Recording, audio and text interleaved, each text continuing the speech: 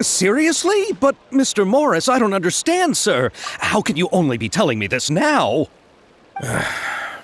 I'm afraid that there's nothing really I can do.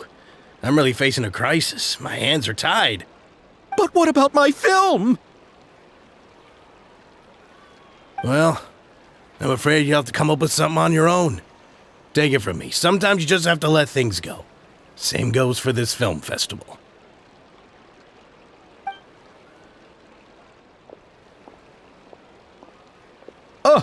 Oh. Hey, isn't that Xavier? So he's back in Fontaine now! Xavier! Oh, why, if it isn't the dear Traveler and Paimon. I really didn't expect to bump into you here at this time. Well, I was doing just fine until I received some terrible news just now. The investor I was working with for my upcoming film has fallen upon some hard times and is no longer able to provide the promised amount of funds. Can't you just find a different investor?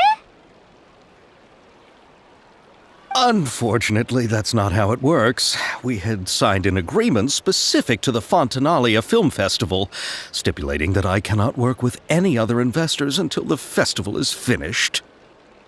The Fontaine Film Festival? What's that?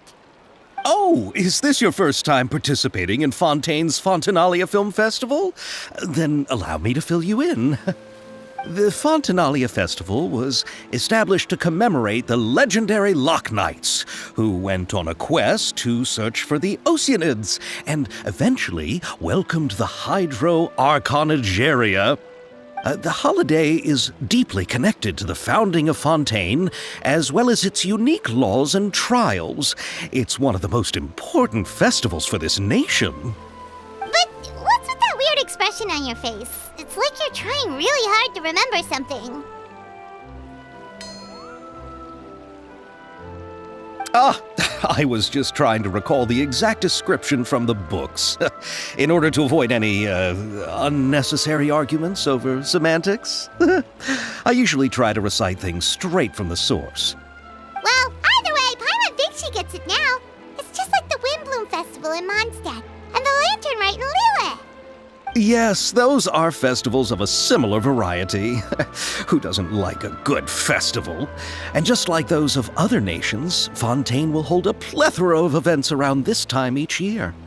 To commemorate the Loch Knights, people will imitate them by putting on special costumes, raising golden cups, and going door to door asking for pure water.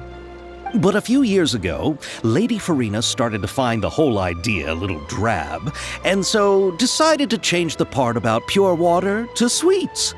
That really doesn't surprise Paimon at all. The whole thing seems more akin to a carnival now, and it's quite popular among the kids. Every year you can hear a bunch of them saying, "Trial or treat." Oh, that sounds pretty fun. But how does that connect back to the film festival you mentioned? Yes, it appears I've strayed off topic. I just got too excited after seeing you. Let me get back to the point. The Fontaine Film Festival is an event proposed by the Fontaine Film Association this year. Now that film technology has matured as a medium, it's the perfect time to introduce more people to the art form. During this time, people may submit films to be evaluated, and the entry with the highest score will be given the Furina Award by the association. The what award? The Furina Award.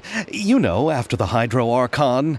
They coined it while Lady Furina was still in power, but even though things have changed, no one has made any motion to update the name. Perhaps everyone still thinks of it as a pretty appropriate name. Even though she isn't the Hydro Archon any longer, Lady Furina is still Fontaine's superstar. Anyone with eyes can see the way she shines on the stage. Huh. Alright. Guess the name does work pretty well when you put it that way. Oh, but who would have guessed there'd be an issue with the funding? How will I ever explain this to Miss Chiori? Not to say all the other actors who traveled all the way here from Inazuma. Chiori? Sounds familiar. Where have we heard that name before? Yes, that's her. I asked her to oversee the event's art direction, including the design of the actors' costumes and appearances. Oh, Paimon remembers now! Navia said that her clothes were designed by Chiori, and Kirara's outfit too! How to describe her? Well, she tends to be pretty direct and can be very forceful when it comes to dealing with people. The fashion world in Fontaine has dubbed her the Thundering Seamstress. Her remarkable designs have led many Fontainians to become very interested in Inazuma. Anyway, Chiori is acquainted with all the actors I've invited from Inazuma. Without her help, I don't think I would have been able to get such an international cast for the film. She really is a kind soul. Who are the actors from Inazuma? Do we know them?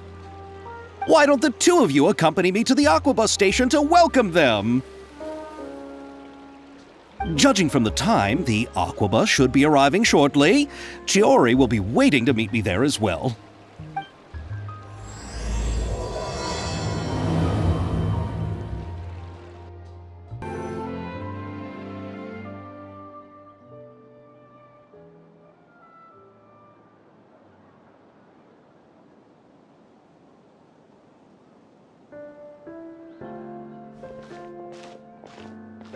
Miss Chiori? Your talk with the investor sure went fast. The Aquabus hasn't even arrived yet. Oh? And who are they? Allow me to introduce you. This is the Traveler and Paimon.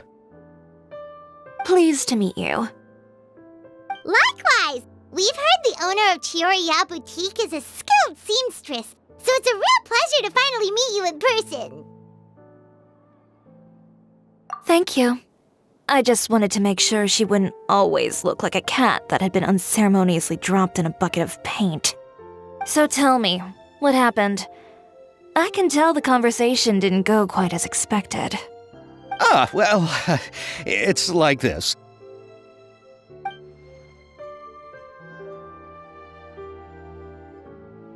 Ugh. I know, Chiori, you don't have to say it. You did remind me that this investor was a little bit sketchy. Yes, there's no doubt about that. But how could I pass it up? He offered me twice as much as the others. And therein lies the problem. Yes, but just put yourself in my shoes.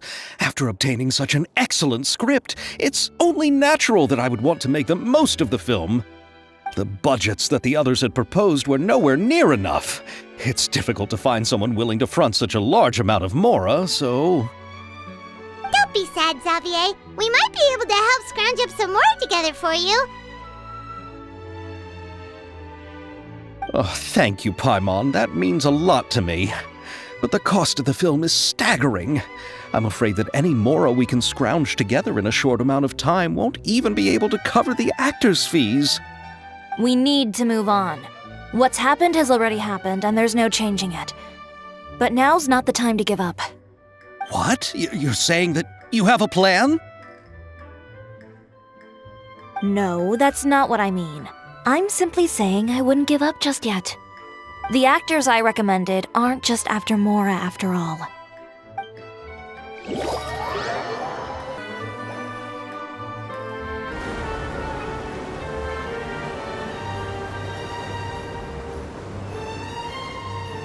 Really? Then where do you live?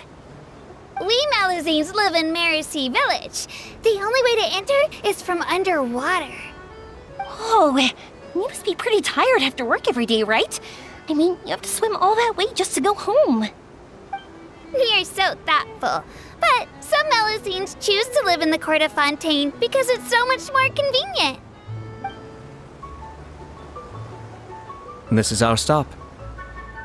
Oh, we've arrived, but I haven't even finished chatting with Aval yet. I also enjoyed Aval's introductions to Fontaine along the way.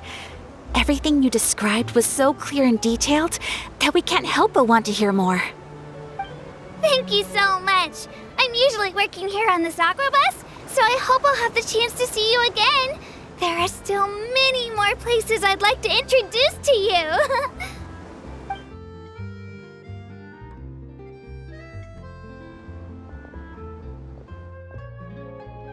Welcome to the court of Fontaine. Chiori, you sure have changed a lot. This is the first time we've seen you since you left Inazuma. I haven't realized it's been so long. I was in such a rush when I left that I didn't even get to say goodbye. Thank you for extending the invitation, Mr. Xavier. I'm looking forward to a fruitful trip here in Fontaine. It's an honor to have the head of the Kamisato clan visit us. So they're who you meant when you said you had actors coming from Inazuma? Oh? It's the Traveler and Paimon. Wow, what a coincidence! Ayaka and I were just talking about you on the way here. Are you also here for the film? We just ran into Xavier earlier and came over with him. But I'm not an actress. Sir Kamisato and Lady Ayaka are the real actors here. I'm just tagging along with Ayaka to have a good time together. About that, I mean, how was I supposed to contact you when I was making preparations for the film? I figured you were probably busy, and I didn't want to disturb you. So I could only keep you in the back of my mind while I sought other actors to play the lead roles in the film. I had been thinking about a surprise reunion with you during our trip here, but you still managed to surprise me first. Oh, so you all know each other already! My, what a coincidence! What are the chances everyone could be brought together here like this? Why don't we go to Hotel de Boer and catch up over a meal? I've already made a reservation. Huh? Did you reserve 2 spots for us too? Yes, of course, of course. I'll be sure to tell the boss to serve a few more delicious dishes just to make sure there'll be enough food. Very well. Then please, kindly lead the way, Mr. Xavier.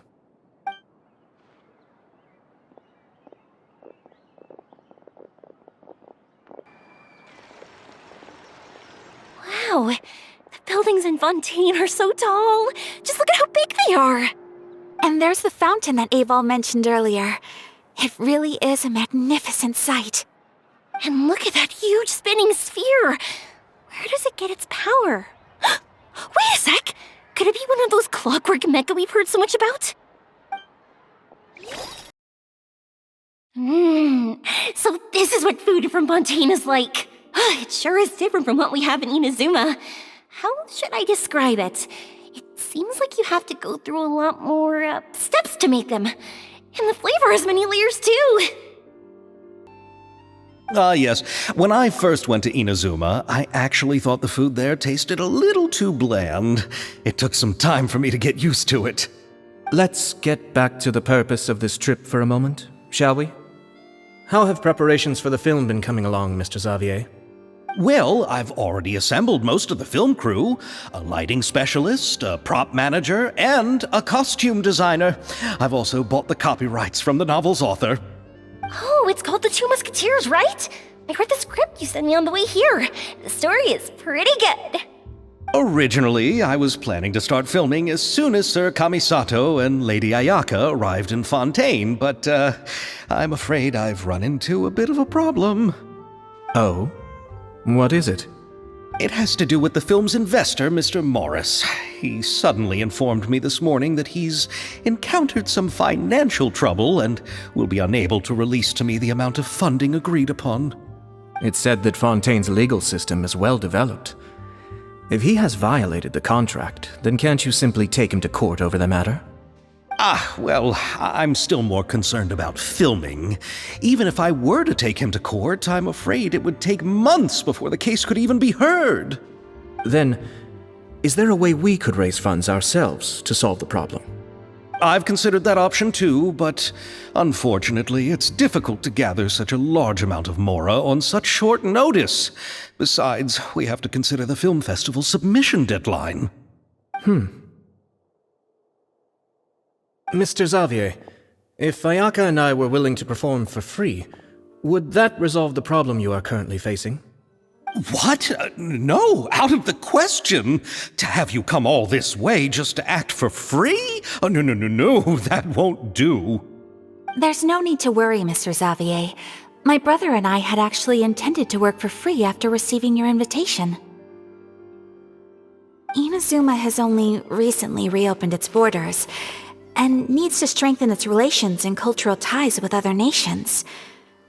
We didn't have many collaboration projects with Fontaine in the past, so we hoped this trip would serve as a good start for the future. Indeed. You could say that's the real reason why the Yashiro Commission agreed to come to Fontaine.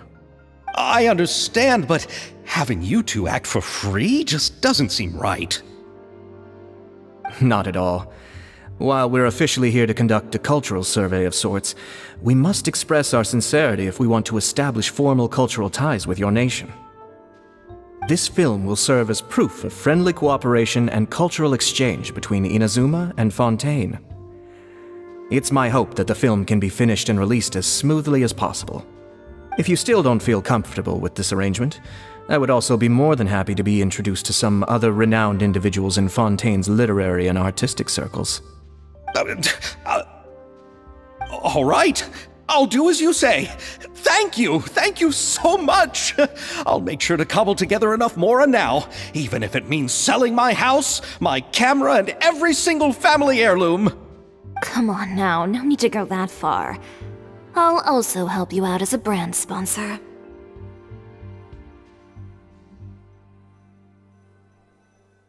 Me too! Even though I didn't bring much more to spend on this trip, it's still better than nothing. You are too kind, all of you. I really don't know how to... Ew. Alright, enough about that.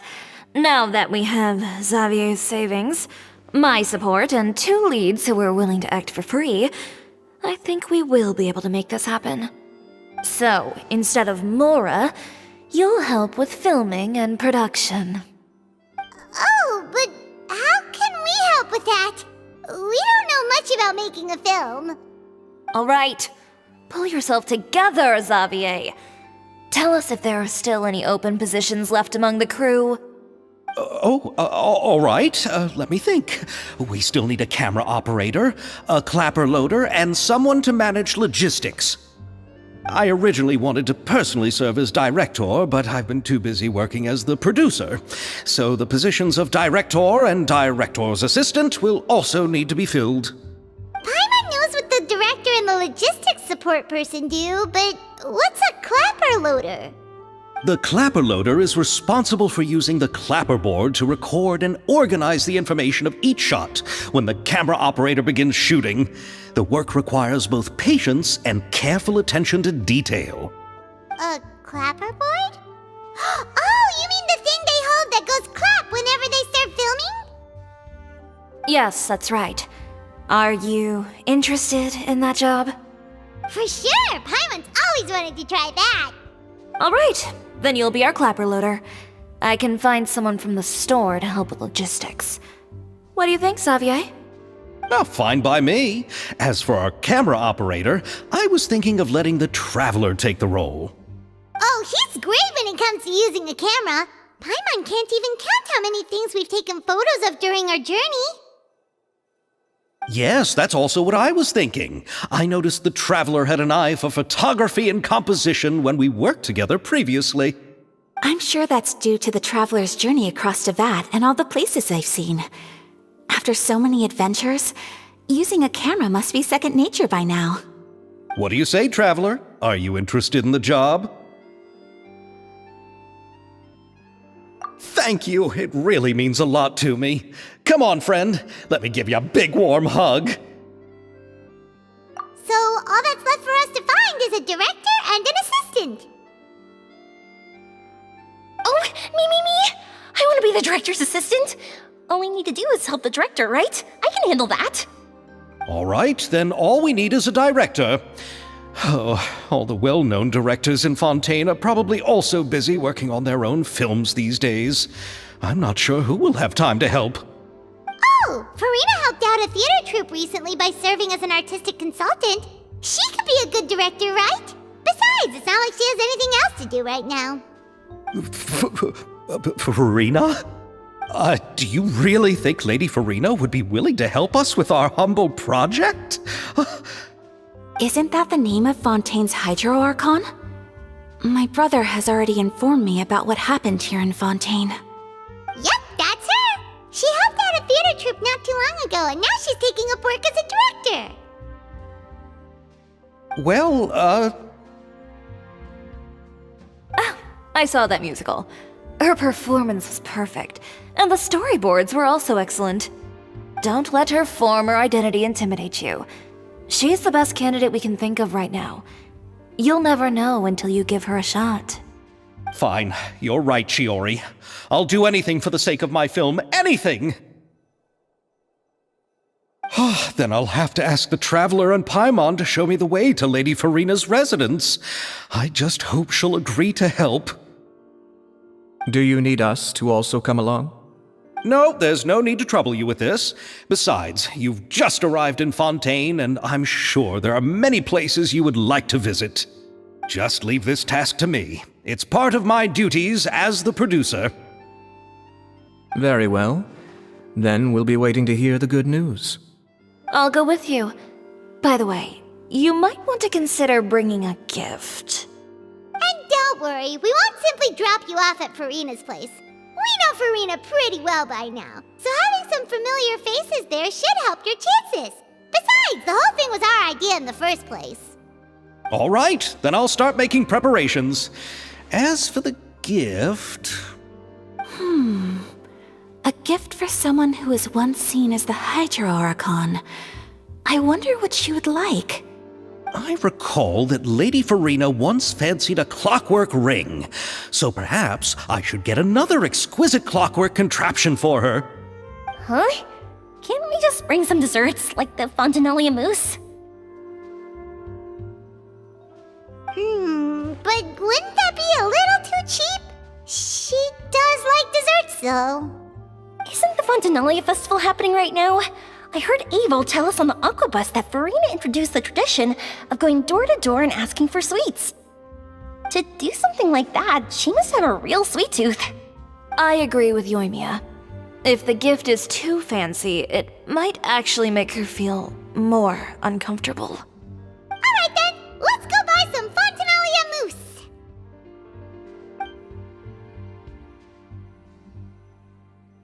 But will that really be enough? We'll be asking her to do a lot of work, you know. You're right. We need to further sweeten the deal. Huh? You want something even sweeter than Fontaine mousse? Yes, we'll need a gift that's sweeter than any dessert in the world. But what could that be? Your words of praise. We're here! This is where Furina lives. Okay, I'll go knock on the door.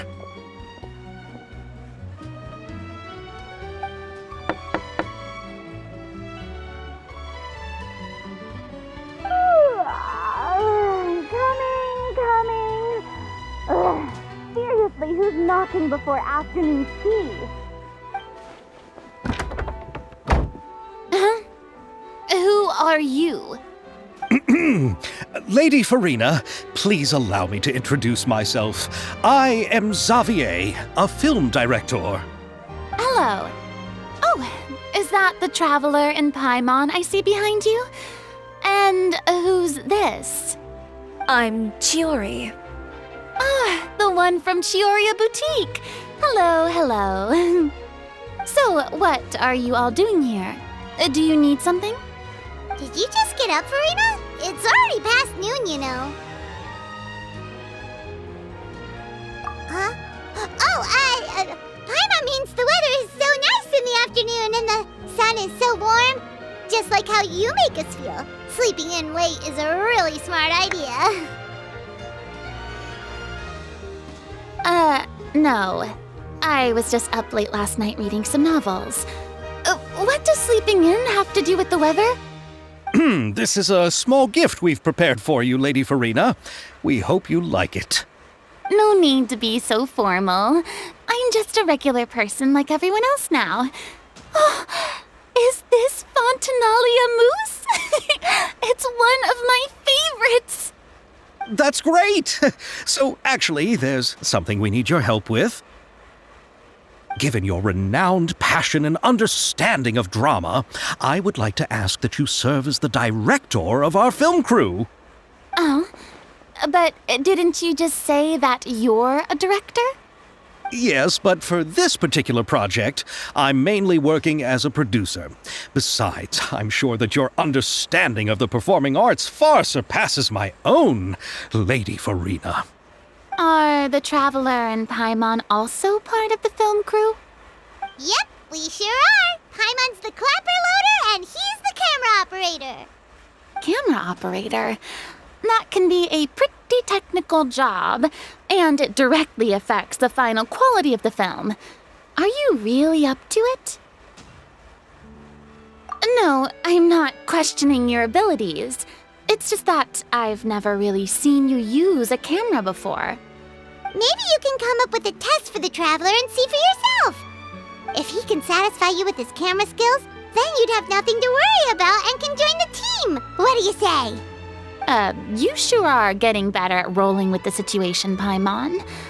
Oh, I do wish to see how skilled the Traveler really is with a camera. All right, how about this? We'll work with what we have. I'll give you some scenarios and see if your work is up to my standards. Very good. It's essential for the camera operator to understand the director's vision. I'll make my decision after seeing your work. Are you ready? I have high standards, you know. Okay, grab the camera and I'll give you a scenario.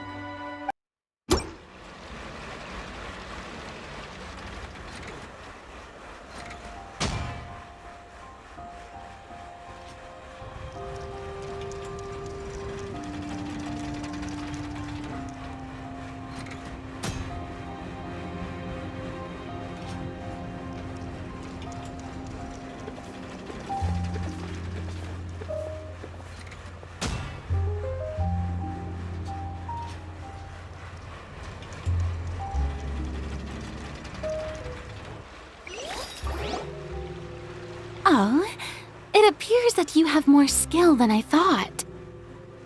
All the shots had a great composition, and I could really feel a connection to the characters and their lines. Yeah! Does that mean you agree to be our director, Furina? Did you think I would agree just like that? After our performance of The Little Oceanid, I've begun to make a name for myself again, you know. In fact, I've already had several troops approach me for the Fontaine Film Festival. Unfortunately, the scripts were all pretty boring and didn't pique my interest. If others were to find out I agreed to work with you so easily, then, well... Hey, but didn't we have a deal? What else do we need to do to convince you, Furina? Well, what about the pay? Huh? You know, how much you're willing to pay me to be the director? The pay is also an important factor for me to consider, you know. Well, I can offer you this much? What? That's all? If Nervilat were to hear of this, he could charge you with underpaying your labor. I'm sorry, but our crew is in a tight financial spot at the moment. I see. Well, even though it's highly unlikely now that I'll join your crew, there's still something I'd like to ask. Exactly what film are you planning to make? Oh, our script is an adaptation of the Two Musketeers. Huh? Wait, you mean the suspense thriller novel that was a #1 bestseller? Oh, so Furina's read it too. Of course I read it. I've always had a keen interest in artistic works that strike a chord with the populace. I see. It all makes sense now. You must have used most of the budget to pay for the copyright. Not really. The novel's author transferred the copyright to me practically for free once he heard that I wanted to make a film adaptation of the story. The lack of budget is due to another issue. He probably just wants to get his name out there. So, Mora isn't the most important thing to him right now. It reminds me of a delivery courier who wears one of my designs while traveling all across Teyvat. I didn't charge her much for the outfit either. The exposure she provides for my brand is well worth it. So, are you a big fan of this story, Furina? Well, it's alright. The pacing of the story is good, but the character relationships could use some work. When I was reading it before, I always felt like some things were left on a rather unsatisfactory note. I have high standards, you know.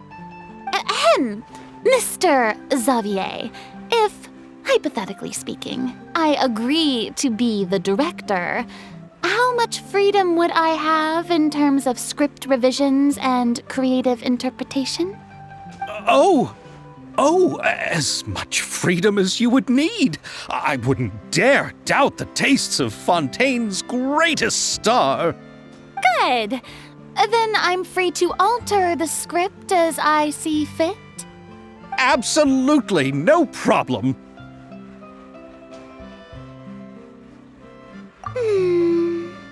All right. It seems that your crew really can't go on without my care and direction. So, you agree? Yes, I agree. Although the pay is well below what someone of my caliber deserves, a great script calls for a great director. I mustn't let a perfectly good story be ruined due to lack of funds. If you have fine cheese and bread, you wouldn't just let it sit on the counter and get moldy just because you lack an oven, right? Oh, Hydro Archon above! I'm not dreaming, am I? Somebody pinch me. There's no more Hydro Archon, you know. And it's still a little early to celebrate. There's a lot that goes into shooting a film. Although the trickiest tasks of finalizing the script and casting the actors have already been taken care of, we'll still need to reserve filming locations. Not to say set up lighting and props. And by the way, since we'll be filming the Two Musketeers, we'll need to find an action choreographer. Ideally, a professional who has actual experience with muskets. Yes, I've thought about this as well. I was hoping that you might know someone who could handle the job. Me? If this was before, I could have simply asked Glorand. But it's already been some time since I last talked to her. Navia can also use firearms, but unfortunately, her style is quite different from that of the characters in the story. Could we ask the Special Security and Surveillance Patrol? Oh, you mean the Special Patrol's Musketeers? Yes, that's right. They work with muskets every day. I can't think of anyone more qualified than them. They would be under Nervilette's jurisdiction. Unfortunately, I, don't have any connection with them at all.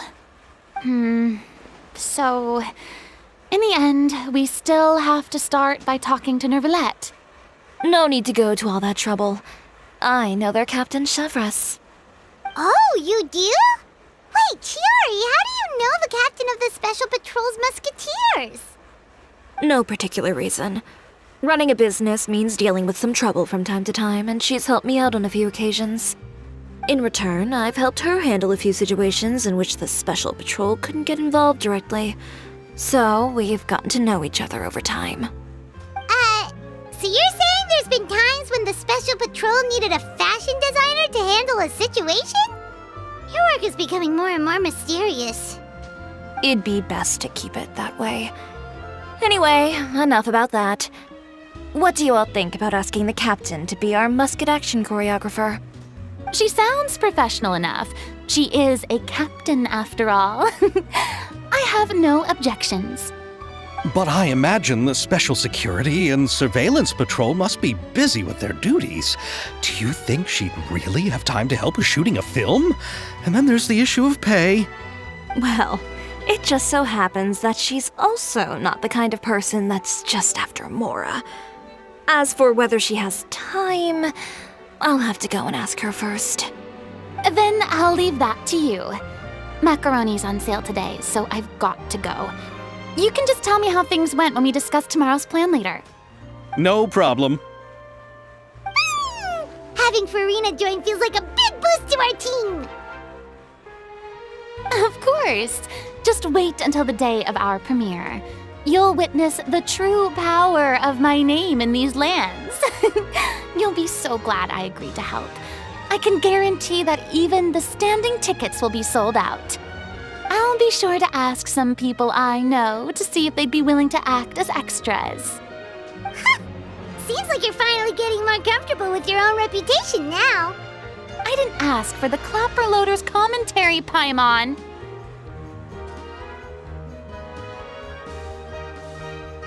Then let's get going. I happen to know where Chevreuse is today. By the way, I'm curious. If my pay is so low, then what about our 2 lead actors? Didn't they travel here all the way from Inazuma? Actually, they told us that they see the trip as part of a cultural exchange, so they didn't ask for any pay. What? So is every person in Tevat who doesn't want money gathered here to shoot this film? Don't tell me Chiori isn't being paid either. I already knew Xavier from before, and he's also agreed to give my brand some good exposure. It seems the gods have really smiled upon you, Xavier. And that certainly doesn't include me, mind you.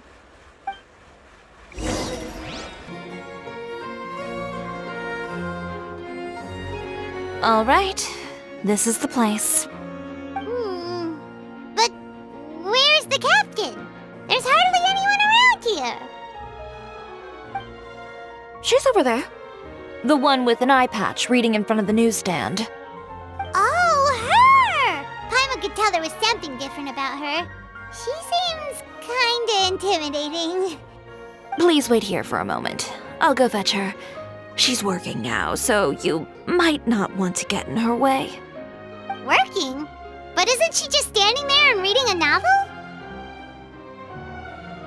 Just trust me. Oh, alright, let's see what happens then. Chiori sure is a mysterious person. She claims just to be a fashion designer, but she knows all these powerful people. The court of Fontaine isn't particularly tolerant of visitors from overseas, so it isn't easy for a foreigner to promote their brand here. Even more so in the competitive world of fashion. Even a local like me just trying to make a film has to face all kinds of challenges, so I can only imagine what Chiori has been through to get where she is today. I'm sure that having more connections has definitely worked in her favor. Reading on the job? Detective novel. One main character? No. Multiple. Branching storylines. I see. How's the plot coming along? One of the main characters is about to make a choice that will affect the rest of his life. I'd wager he's going to make the wrong choice. Any way to speed things up? There's something I need your help with. You know that doesn't depend on me. It all comes down to what the character chooses. Which is exactly why I'm here to help.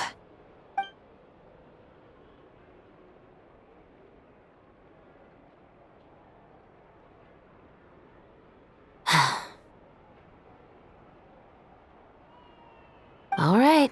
It appears he made the wrong choice in the end. Halt! Huh? What's going on? Hand over whatever you're holding. Oh, it's just a book. I didn't buy anything else. Then I'm sure you wouldn't mind letting me have a look. Excuse me, officer. I don't mind you standing around here, not purchasing anything, but I'd prefer if you didn't disturb my customers. It's bad for business, you know. Don't give me that act. You won't be able to get off so easily either. I am Chevreuse, captain of Fontaine's Special Security and Surveillance Patrol. I will say this one last time. Hand over whatever you're holding at once. And before you do anything unwise, Let me remind you that I'll have you on the ground before you can even think about making a run for it. All right. I'll give it to you. But please let me say something first. If there's any contraband in that book, then the shopkeeper here is the one who slipped it in. I don't have anything to do with this. Why, you trying to leave me on the hook, huh? You were the one who said you wanted it. Save it for the interrogation room. Take them away, Letelier.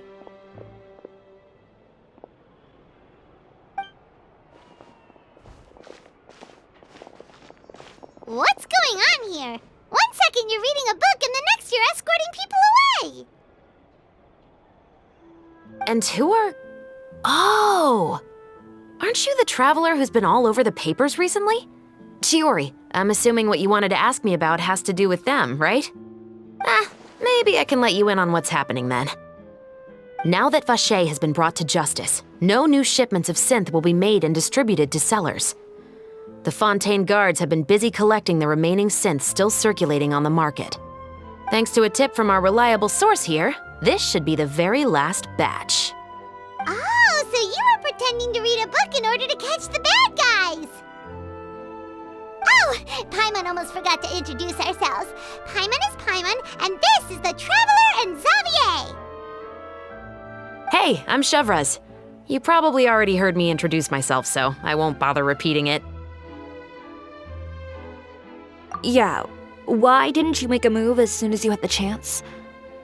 Were you worried that my intel wasn't accurate? No, I wanted to see if the shopkeeper would turn himself in first. All he had to do was come up to me and say that he didn't know where the synth had come from. If he did that, then I wouldn't have had to press charges on him. He had the whole day to turn the synth over to Chevreuse. But instead, the moment I came up and blocked Chevreuse's line of sight, he took the opportunity to sell it off. Yep, he made the wrong choice, even though the right choice was right there in front of him. But you knew they wouldn't make the right choice. Yeah, I knew. I was just hoping I'd be wrong for once. Enough about that, though. What did you want to ask me about? Oh, you see, it's like this.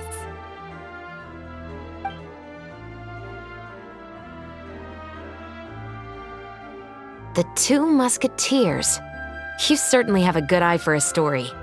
So what do you need me to do? Just be the action choreographer for the actors? Yes, that's right. I want to make sure we get all the details right. I want the actor's posture and understanding of firearms to be as realistic as possible. However, I'm afraid this work will require a bit of your time, since you'll have to be present whenever we're filming. Also, as for the pay... No need to say any more. I'll join. Huh? Just like that?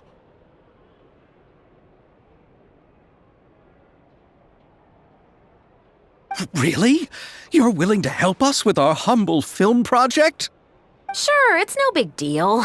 As I said, we've wrapped up our investigation here, so I don't have any other tasks on my plate for the moment.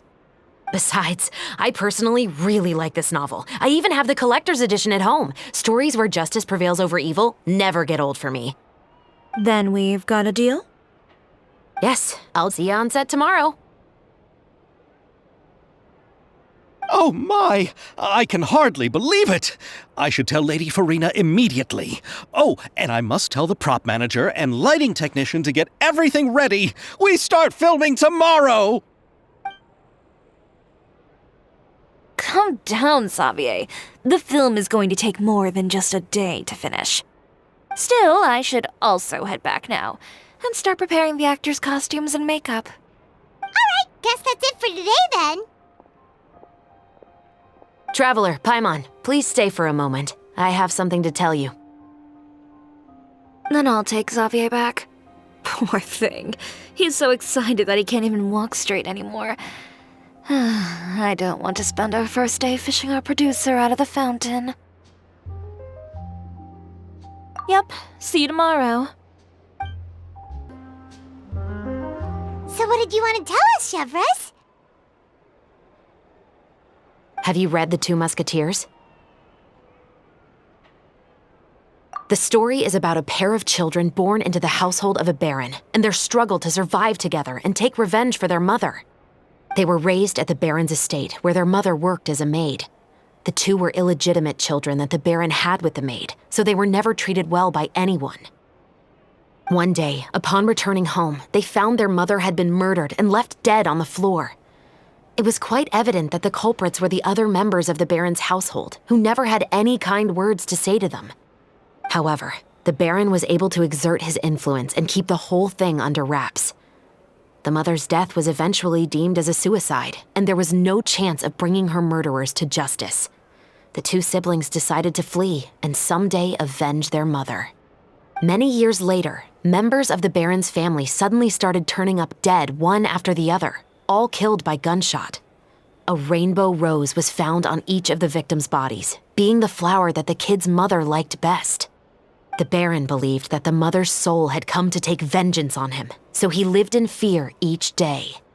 But it was actually those two siblings who had fled all those years ago. They relied on each other to survive and trained day and night, eventually becoming adept musketeers. They used all of their abilities to collect evidence and clues before executing their plan and exacting revenge on the baron. Their actions let the truth behind their mother's death be known to all. That's quite an exhilarating story. Yep, the baron got what he deserved for his evil deeds, and justice was able to prevail. It was just the kind of story I enjoy. Oh, so is that why you were so willing to join our crew, Chevreuse? You could say it was one of the reasons. Oh, you mean there were other reasons too? I've read the reports about you. Whether it was at the trials or when you lent your hand to resolve our nation's crisis, you've shown that you've got a strong sense of justice, as well as a great mind for deductions. Yes, you're as sharp as I expected. It seems you've experienced many similar situations before. There's been a recent murder case involving muskets. The perpetrator's methods appear to be very similar to what is described in the novel. Huh, really? But Paimon didn't see anything about that in today's papers. The Marechaussee Phantom hasn't yet released any information to the public because the investigation is currently at a standstill. The murderer is extremely cautious. A murder involving firearms? But not that many people use those in Fontaine, right? Impossible. We perform a routine inspection of our firearms and ammo reserves every day. If one of the weapons had been fired, it would stick out like a sore thumb. Besides, I trust the members of my platoon. However... Well, that's all I can disclose about the case today. Huh? What do you mean? I hope you all can go back and get some shut-eye. You can decide tomorrow whether or not you'd like to join the investigation with me. I'm aware this might not be the ideal time to add more to your plate, but the more capable people we have, the better the chances that justice will prevail. Carrying out investigations isn't actually supposed to be our responsibility. Our job is to apprehend the perpetrators. Finding them is really up to the Marechaussee Phantom. You could say I'm taking part in the investigation out of personal interest. I don't want people to see muskets in a negative way, and also, I'm concerned about the similarity between the crimes and the story. You mean they might be connected somehow? I suspect so. Just to make myself clear, this is not an order, nor is it a deal of any kind. It's a request, nothing more. If you two have any interest in the case after we finish filming tomorrow and are willing to assist me, then I would be most grateful. What do you think, Traveler?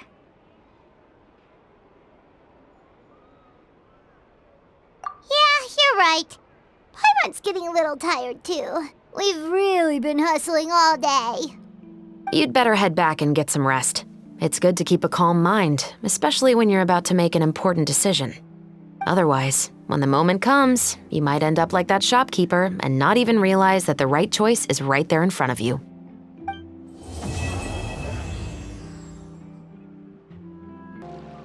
Ayaka! Yoimiya! You're already here! Good morning. Xavier said yesterday afternoon went well. Yeah, and how about you, Ayaka? What were you up to yesterday? After we split up, Ayato went to see Udex Nervillette at the Palais Marmonia. I was originally thinking of going with him, but he said he could manage it himself. He told me to go see the sights around Fontaine and to enjoy the local culture. So I rode the aquabus with Yoimiya and visited the opera house on Aranias Island. Yeah, you wouldn't believe what we saw there! 2 mechanical puppets that were dancing together! You've already seen them, right?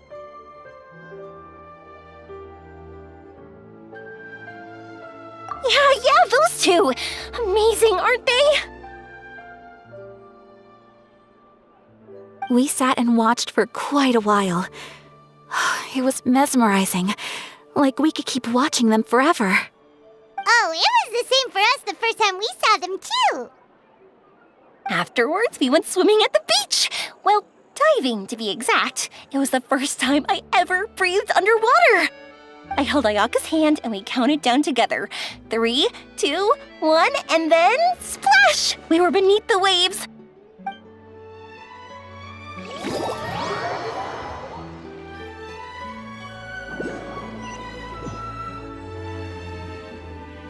At first, I didn't dare to open my mouth. But once I couldn't hold my breath any longer, I decided to take a big breath in. Turns out the water wasn't as salty as I imagined. It didn't really taste like anything at all. Before I knew it, I was breathing like normal down there. It was an amazing feeling. Ayaka said I was too nervous and needed to loosen my grip. She got used to everything way faster than I did. I knew that the Traveler could do it, so I had no doubt we could do it too. That helped me feel at ease as soon as we dove in. The underwater world in Fontaine truly is beautiful. I love seeing the romaritime flowers blossoming underwater, like little candles lighting up the streets at night. Yeah, and there were so many creatures that we've never seen in Inazuma. Like those fish that shimmer like a sword blade. Whoosh! Oh, and those big fish that call when they see people. Ooh. Oh, you mean hunters, rays, and blubber beasts. I just love the name Blubber Beast. Just wait till Pops and the others hear about this. They probably won't believe a word I say.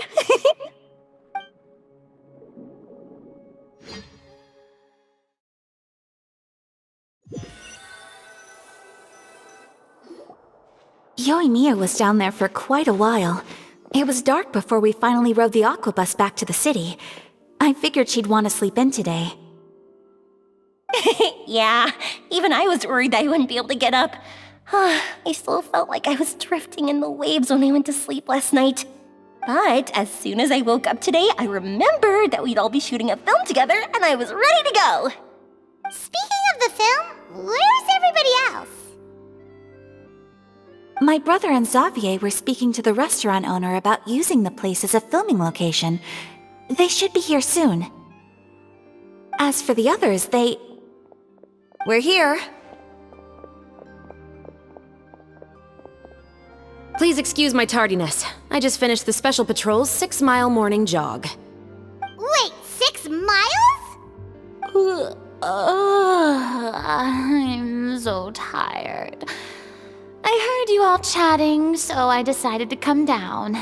I sure could use some of that endless energy everyone else has. Good morning, everyone. Morning. Can someone fetch me a cup of coffee? More milk, hold the sugar. Sure, I'd be happy to do that for you. No, you can't go anywhere. Please, have a seat over here so I can get started on your makeup. The last thing I want is coffee stains on my costumes. I can get the coffee. It's the perfect job for an assistant.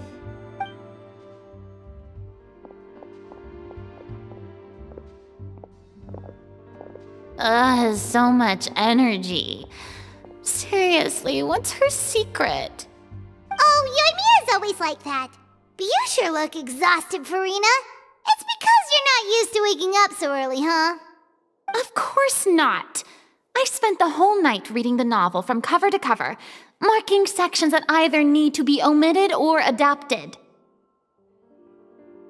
Wow, Paimon didn't expect you to be so thorough.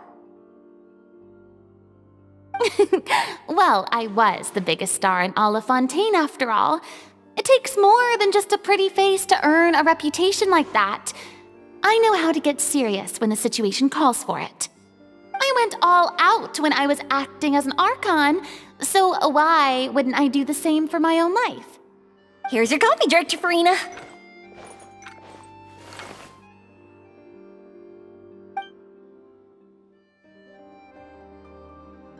Oh, thank you.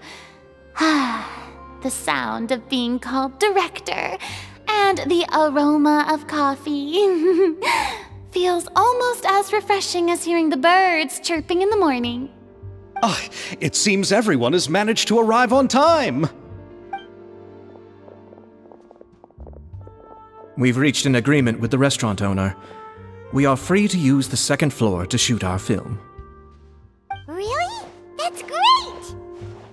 He is really looking forward to our film, and hopes that providing his restaurant as a filming location will attract more customers. Well then, Mr. Xavier, I'll leave the rest to you. Okay, thanks. First, I'd like to introduce our new members. This is our prop manager, Veronique. She'll be in charge of all the film's props and items. And this is Bonneau, our lighting technician. He'll be in charge of lighting and illumination to set up each scene's atmosphere. Wow. Sure feels like we have some real professionals joining the crew now. First of all, please allow me to first express my sincerest gratitude to everyone in the crew. When my investor informed me yesterday that he wouldn't be able to provide the funds, I really thought that this was the nail in the coffin for this film. I had no idea that I'd find so many people willing to help me on such short notice. Thank you. Thank you all from the bottom of my heart. No need to be so cordial, Mr. Xavier. We're all honored to be a part of this. Your works made a profound impression on me when I saw them back in Inazuma. I am sure that someday, this film will be remembered as a prime example of cultural exchange between Fontaine and Inazuma. Yes, the story is the reason I agreed to join. I can't bear to even imagine what this film would look like without the very best director. Anyway, I would like to make a promise to everyone that as the producer of this film, I'll do whatever I can to ensure that everything goes as smoothly as possible. This is not just my film. It also embodies the thoughts and feelings of every person here, as well as the endless effort we are about to pour into it. So, without further ado, the Two Musketeers will officially begin filming now! You may take it from here, Director Furina. All right, listen up, everyone.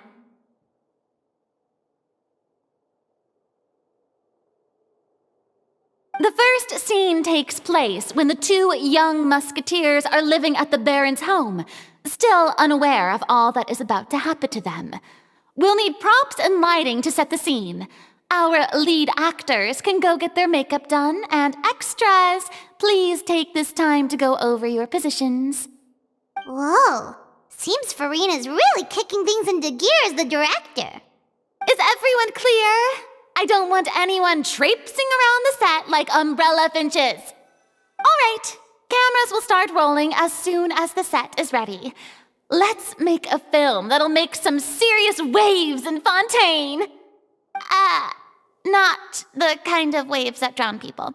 I mean, the good kind of waves. Seems like she's still a bit traumatized by that. Anyway, let's go see if there's anything we can do to help.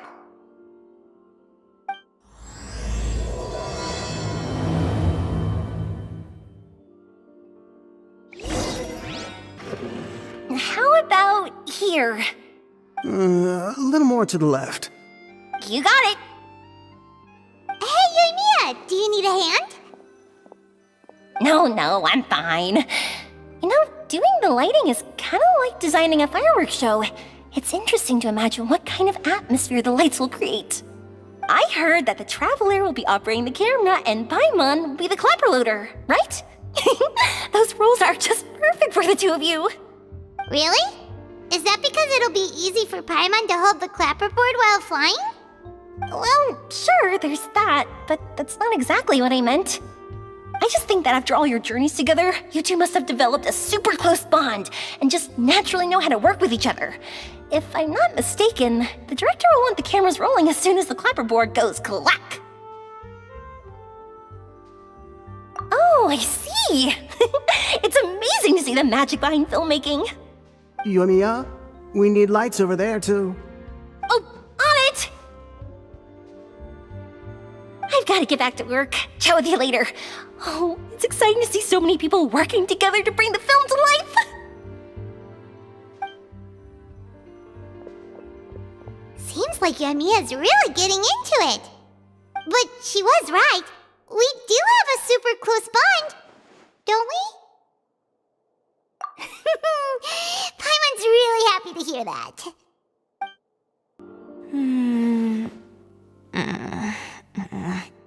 Ayaka has mentioned you to me before.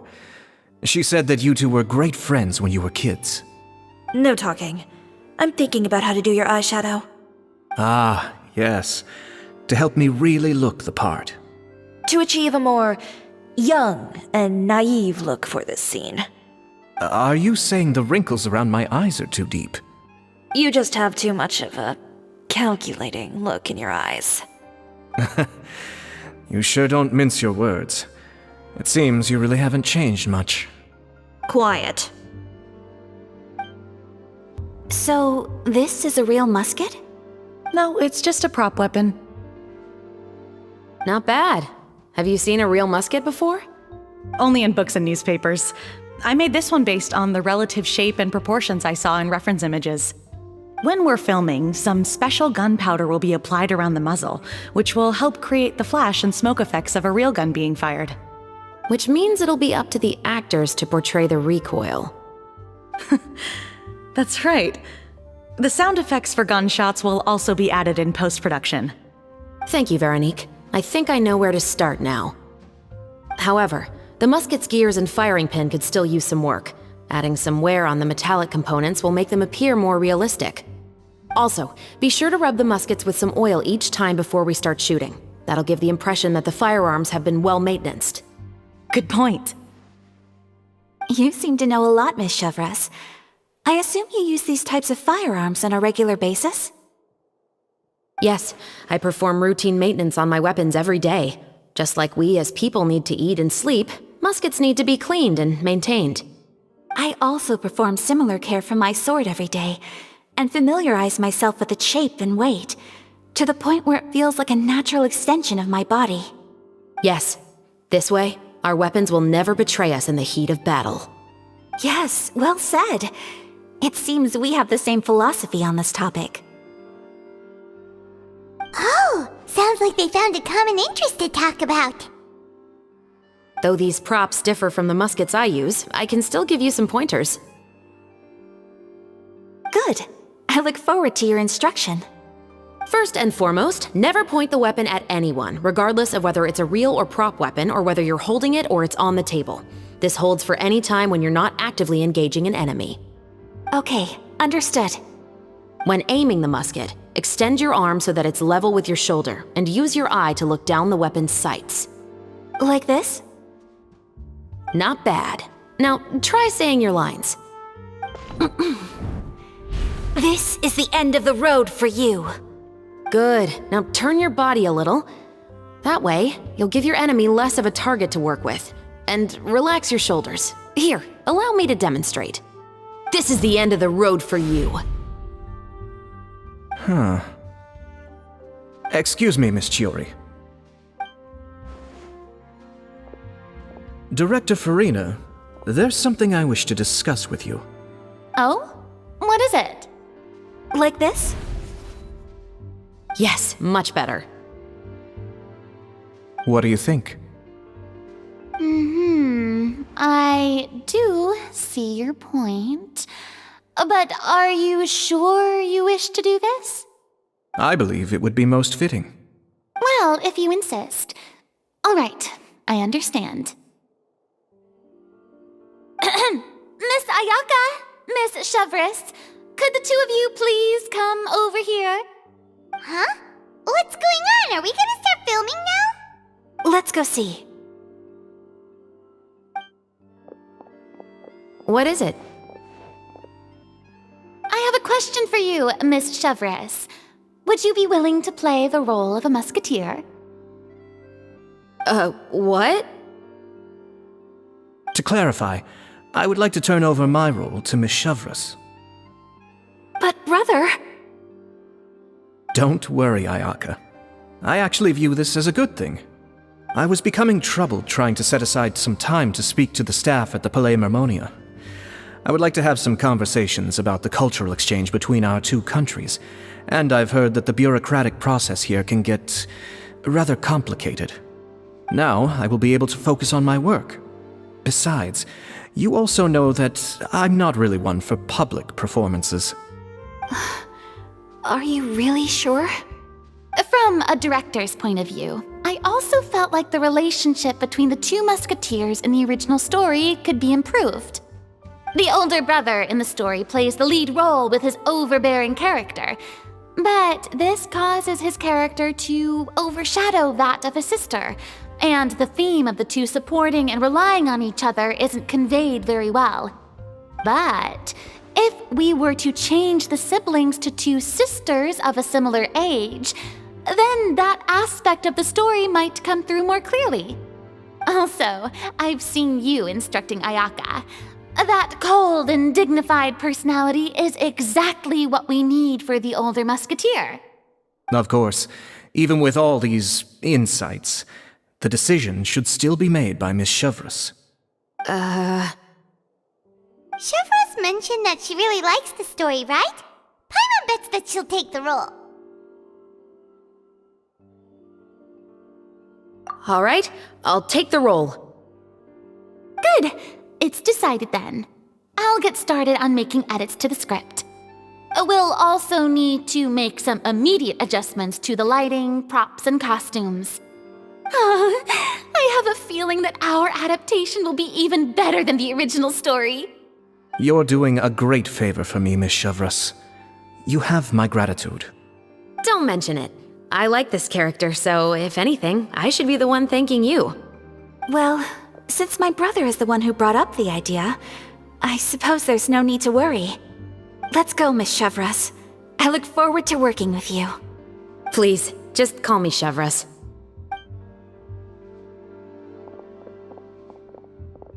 Seems like you're really going out of your way to solve the problem I was having with your makeup. Surely you jest, Chiori. I assure you that I was mostly motivated by a desire to spend more time on formal business. Oh, come on, you really think I'd buy that? According to what I've heard from Ayaka, her brother is someone who can juggle 10 different matters at the same time. I'm sure you have other reasons for backing out. Perhaps. Ayaka always said she wanted to go out and see more of the world just like the Traveler. But I feel that she needs not only to see other nations, but also to make some different kinds of friends. I think it would be harder for her to make new connections with me constantly by her side. I would like to give her some space. Alright, go on, spoil her some more.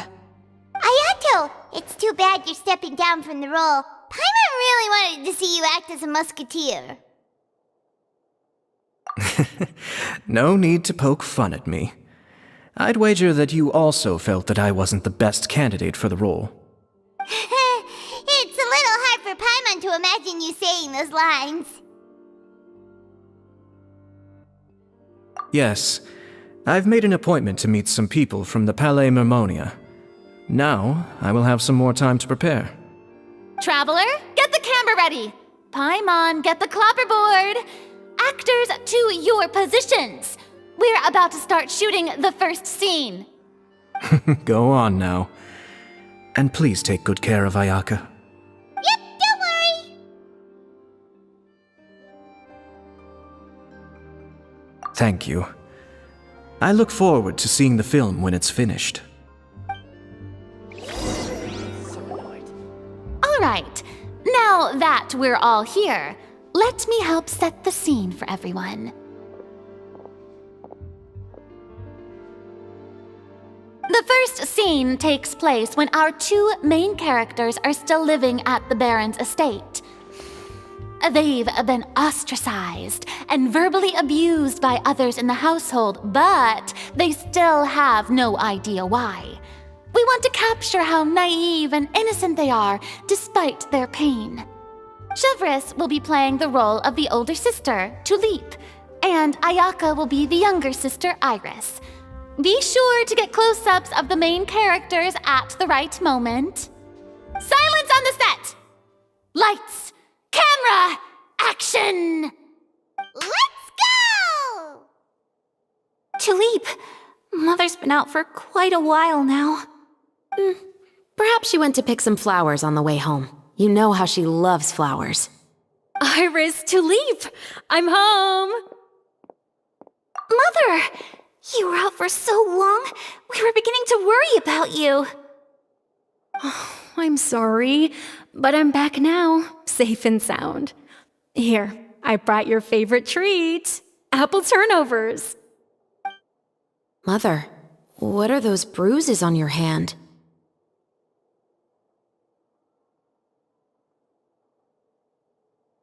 Huh? What bruises? Oh, I must have bumped into something while I was working yesterday. But I didn't notice them this morning. Then perhaps they're from when I accidentally tripped when I was out just now. By the way, did you have fun playing at home? What's the matter, Iris? Well, we've realized that no one really wants to play with us. They even took Iris's doll and spat at us. And they even called us names. They said we were... Shh! It's all right, don't worry. Girls, listen to me. It doesn't matter what anyone says. Don't listen to them. No one can define you with such words. You both have wonderful lives ahead of you. Just like your names. You will both blossom like beautiful flowers. Maybe your time to blossom hasn't quite come yet, but one day, you two will bloom more beautifully than anything else. Don't let the soil you're in now ruin your future beauty. Understand? My dear daughters. And cut! Not bad. The actors' emotions were all on point. Let's keep that take. Also, if our clapper loader could avoid shouting at the start of the scene next time. Oh, got it. Great. I was a little worried that my nerves would get the better of me. What about you, Chevreuse? I felt fine. The lines weren't too difficult at all. Seems like Furina must have adapted the role nicely. You two were great.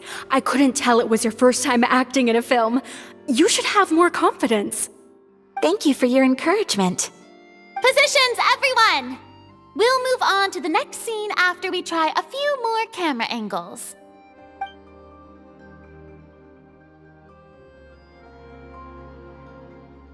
This scene is when our two characters return home, only to discover their mother has been murdered. Ready? Lights! Camera! Action! Mother, we're back. Mother?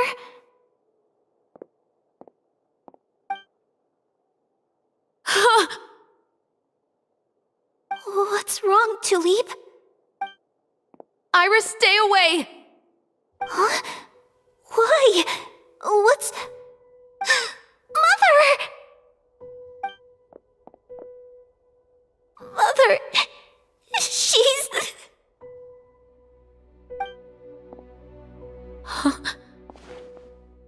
There's poison in this cup. Huh? I could have sworn I've seen this kind of cup before. Those aristocrats. They didn't even try to cover up their actions.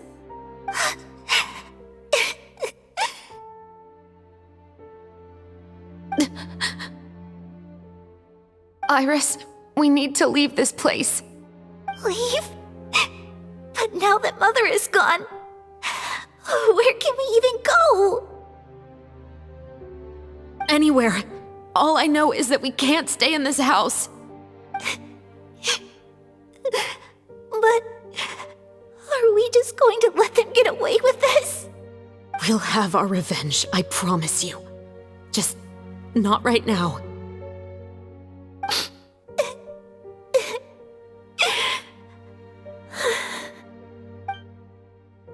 Come on, let's go. No, wait. We can't just leave Mother here like this. At least let me leave this rose with her. That's why we went out in the first place. To buy her this flower. All right. Goodbye, Mother. We'll avenge you. Someday. And cut! Beautiful! Great performance! Oh my, you're so amazing, Ayaka! And were those real tears I saw? How did you do it? I was surprised too. Thank you for the kind compliments. Actually, as soon as Director Furina said action, I told myself not to think about anything. I just felt the weight of the moment and became the character. It's quite similar to practicing the art of the sword. You clear your mind and focus only on what's happening in front of you. Ayaka's performance was amazing. Have I discovered an acting prodigy? Pipe down, everyone! We need to move on to the next scene!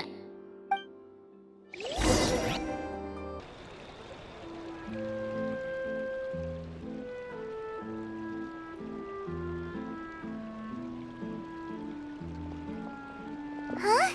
Are we done already? But Paimon wants to keep playing with the clapperboard. How do you feel, Traveler? Is your arm sore from holding the camera all day? Good work, you two.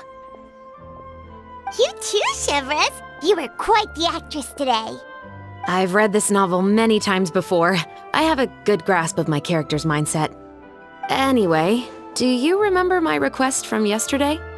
Oh, right! We were having so much fun that Paimon nearly forgot! You have a case where the murders seem really similar to the cases in the novel, right? So, how are they similar exactly? In the story, the main characters grow up to become two musketeers, always using their guns to carry out their revenge. And on each of the victims, they place a rainbow rose as a signal that they've returned. Yes, that's correct. We found rainbow roses just like in the novel. Seems like you're connecting the dots now. Oh, that does sound pretty concerning. Especially after seeing the script today. Oh, now Paimon can't stop wondering what kind of ulterior motive the murderer might have. What do you think, Traveler? You're smart. Paimon wants to hear your thoughts. Good. On behalf of Fontaine's Special Security and Surveillance Patrol, thank you for your dedication to justice. There's no time to lose. We should start investigating right away. Follow me. Huh? Right now? Well, we just got done filming all day. Paimon's so tired. The most valuable intel always comes after nightfall. They are like small, remote islands in the middle of the sea. If you don't stay vigilant, you will pass right by them in the fog. That's how one of my favorite books always puts it, at least. So, where are we going right now? Let's start by checking out some workshops that sell mechanical components. If the culprit is making their own weapons, it's very likely that they'll visit those sort of places. Welcome to Le Show's Clockwork Workshop. How can I help you? Hello.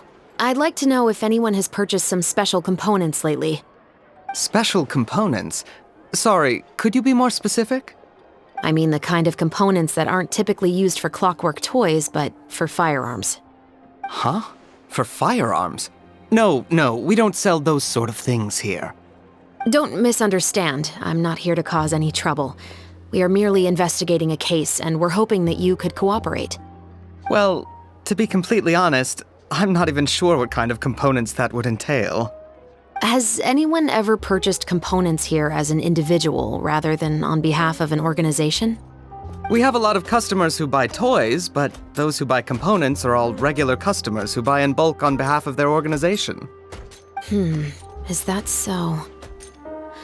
I understand. Thank you for your cooperation. You're welcome. It's the least I can do. Oh, hey, Chevreuse. Run out of oil for your musket again? Hello, Estelle. I want to know if anyone has come to your shop recently to order some firearm components. Oh, is this another case? Let me think. I don't think so. Some people have requested that I make some prop guns for the Fontaine Film Festival, but I refused all of those requests. Oh? Why's that? Because there's no profit! I only make things here that can do some real heavy lifting. I don't have the energy to make some new molds just for the festival. Then has anybody come specifically looking for mechanical components? Well, I usually sell off my scrap to the Fleuve Cendre. I don't typically give them to one specific person. I understand. Thanks for your cooperation. Don't mention it. Always happy to have the Musketeers' patronage. Seems like we haven't found any leads to go off yet. Yeah, unfortunately. All right, let's head to Fleuve Cendre next. Huh? Are you sure? People might not be so thrilled to see the captain of the special patrol there. You think so, huh? Then I guess you don't know. Huh? Know what? That I grew up in Fleuve Cendre. Hello, I'd like to ask some questions. I don't know anything. Don't worry, I'm not here to arrest anybody. You say that now. It's the truth. Here, take this as my guarantee. Wait, did Paimon just see what she thinks she saw? Is the captain of the special patrol bribing a citizen?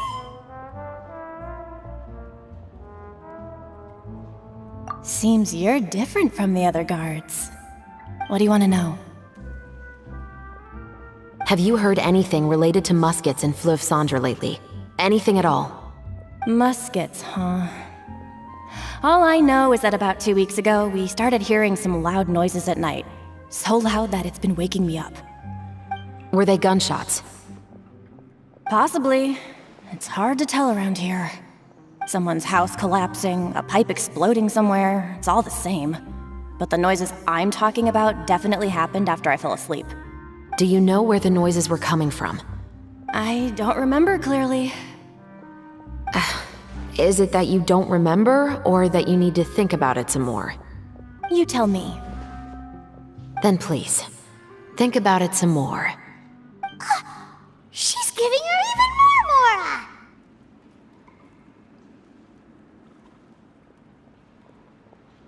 The noises came from the end of the Southern Waterway.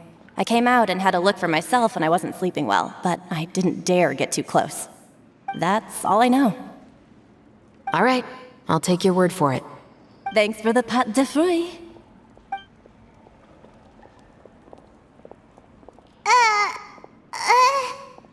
No need to be surprised.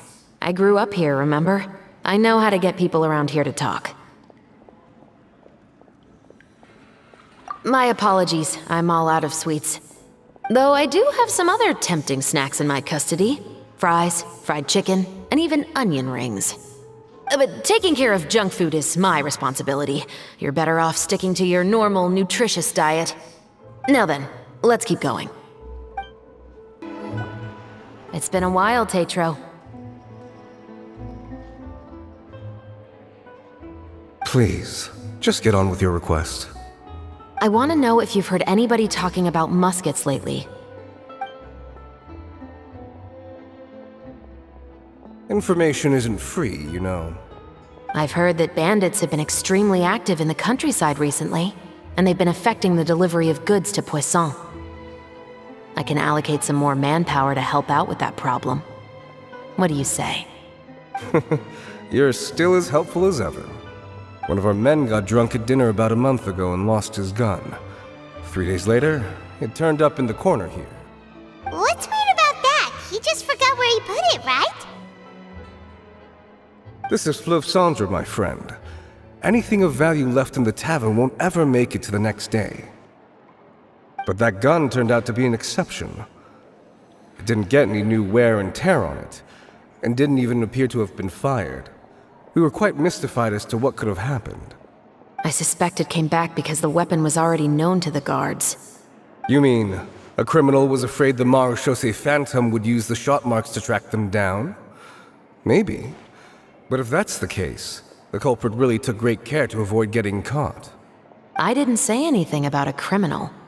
In Fleuve Cendre, knowing who was killed is as easy as knowing what clothes you're wearing today. It's the guy living in the East Side, isn't it? I've never liked him. Every time he's here, he just orders a drink and sits there with a nasty look in his eyes. So, who was the one who lost the gun in the first place? Don't bother. Even if you ask, he wouldn't admit to owning a gun to some strangers. Not to mention the captain of the Special Security and Surveillance Patrol. He's right. I know you grew up here, Chevreuse. Even though you're on good terms with the Spina, you've still been gone too long. Not many people know you here now, and a lot of people don't like the Special Patrol. I know. So take my advice and don't show your face too much around here. It's for your own safety. I'll come and go as I please, and I'm afraid I'll be appearing more often due to my work. All right. Don't say I didn't warn you. What's all this? Some broken planks and barrels, as well as some liquor bottles? Yes, but have a closer look, Paimon. Even though somebody has purposefully tried to clean them up, these are obviously marks from musket bullets. In other words, someone was here trying to improve their shot. They were using the barrels and bottles for target practice. Could it have been the killer? Your guess is as good as mine. Although many people at Fleuve Cendre own guns, few hide the fact from others. And even fewer would go to such lengths to hide markings from practice shots. Anyway, let's go. There might be more to this.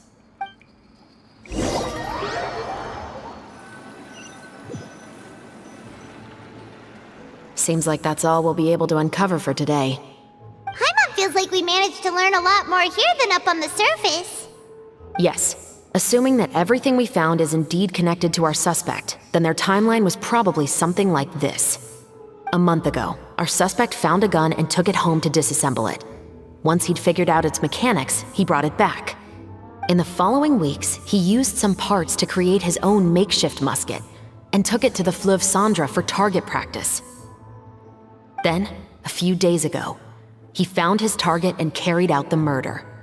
Once the deed was done, he left a rainbow rose on the body, just like the scene in the novel. That all makes sense to Paimon, but we're still no closer to figuring out the killer's identity! The deceased was a resident of Fleuve Cendre. It's said that he was a poor, solitary man. Yeah, that's also something I'm trying to figure out. If we are indeed following the novel, and there's a story behind the murder, then this murder should be an act of vengeance. But according to our investigation, the deceased didn't have any enemies.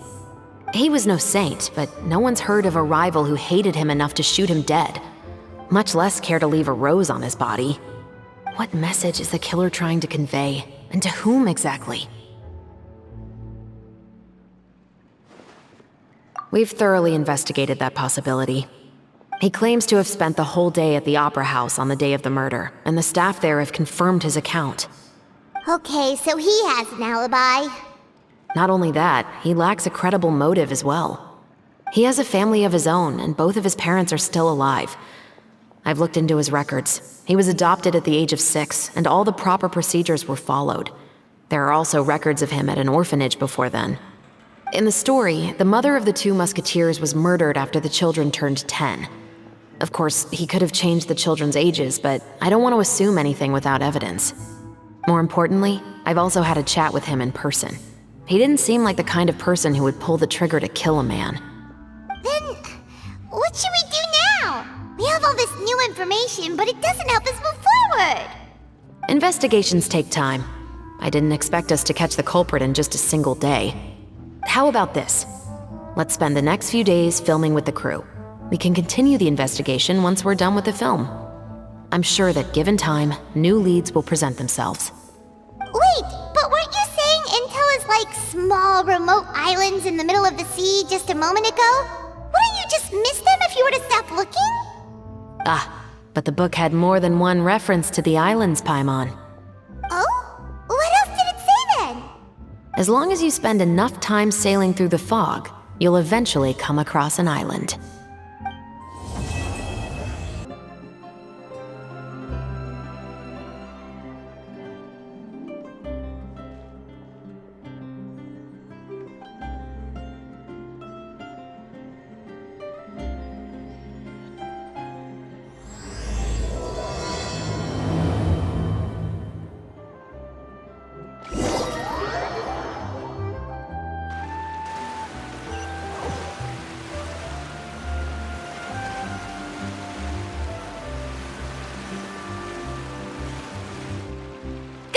Everyone, we're looking to wrap with our two main ladies today. I can already smell our success. What do you mean, looking to wrap? Oh, aren't you the expert now?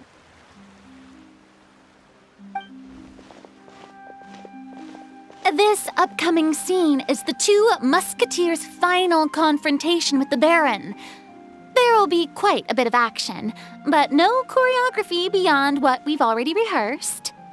Anyway, get ready. Lights, camera, action! The view is beautiful tonight. It reminds me of that fateful night 10 years ago. And now that I've said it, I can even make out the faint fragrance of herbal tea in the air.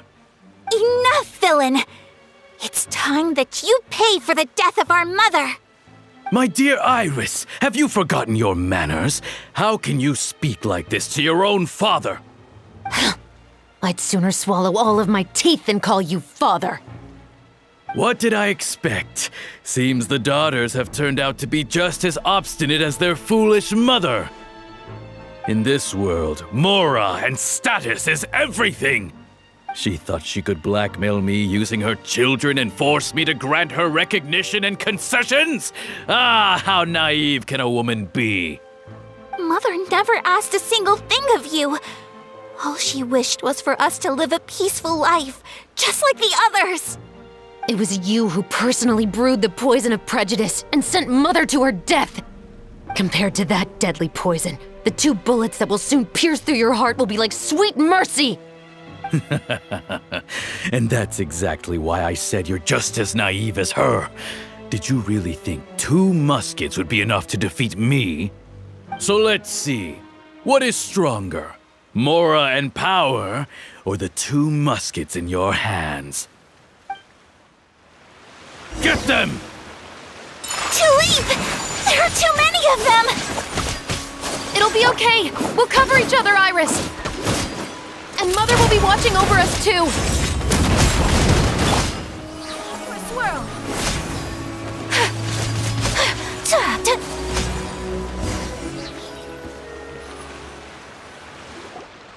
You've lost.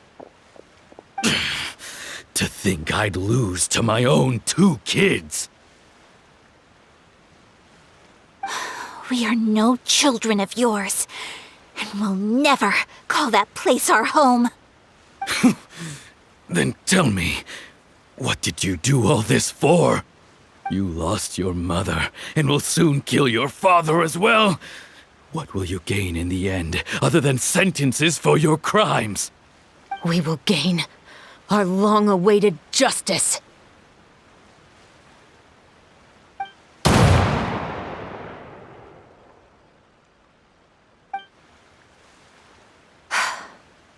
It's over.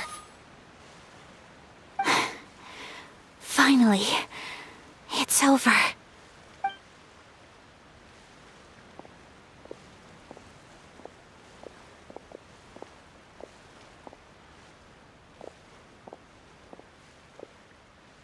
So, where will you go now, Tulip?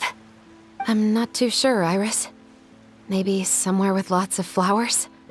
After all, Mother always did love going where the blossoms were. What about you? I want to go visit Mother's grave.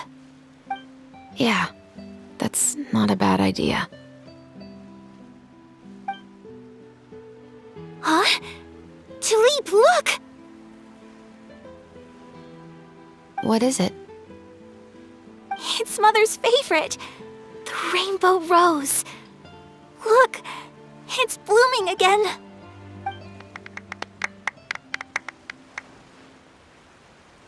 Excellent! That was beyond mesmerizing. Even I didn't expect the scene to go so well. And we got it in a single take. All right, everyone. We've got a wrap for Tulip and Iris. Congratulations, Ayaka and Chevreuse! Thank you. I didn't expect our parts to wrap so quickly. I wish I could savor the experience for just a bit longer. Paimon totally understands. Paimon's not ready to say goodbye to the clapperboard either. Filming has really been a lot of fun. You were great too, Chevreuse. The way you said, long-awaited justice. It gave Paimon chills. That is indeed my favorite line in the whole book. I still remember trying to act it out in my room the first few times I read it. Whoa, Paimon would have never guessed you're that type.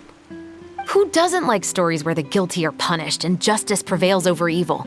Don't forget, I'm the captain of the Special Security and Surveillance Patrol.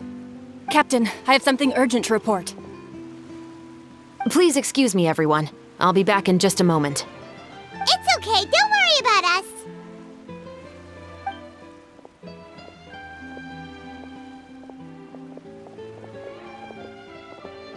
Oh? Was she whisked away by work already? I was just about to tell her how great she did. It seemed like some urgent official business. Then perhaps we should thank the stars that we were able to wrap both of your parts so quickly today. Switching around the filming schedule would have been a real pain. Anyway, I actually came over to let everyone know that we're all done for today. You can go home and get some rest. And one last thing, Miss Ayaka. Your acting skills today were immaculate as always. Are you sure you won't consider taking up full-time acting? See, I just happen to know this great troupe that's still looking for a lead actress. Thank you for your kind words, Director Furina. Unfortunately, there are still many matters that I have to take care of back home at the Yashiro Commission. I cannot remain in Fontaine to pursue an acting career. Nevertheless, I will make sure to treasure this incredible opportunity in my heart. Oh, that's a shame. But I understand. Just let me know if you ever change your mind. I believe it's also about time for me to take my leave. But hopefully I'll see you on set over the next few days. Even though my part's wrapped, I'd still like to swing by and help out the crew. See you tomorrow, Traveler and Paimon. Yep, see you tomorrow! Well, what should we do next? Maybe we'll go investigate the case some more with Chevreuse today.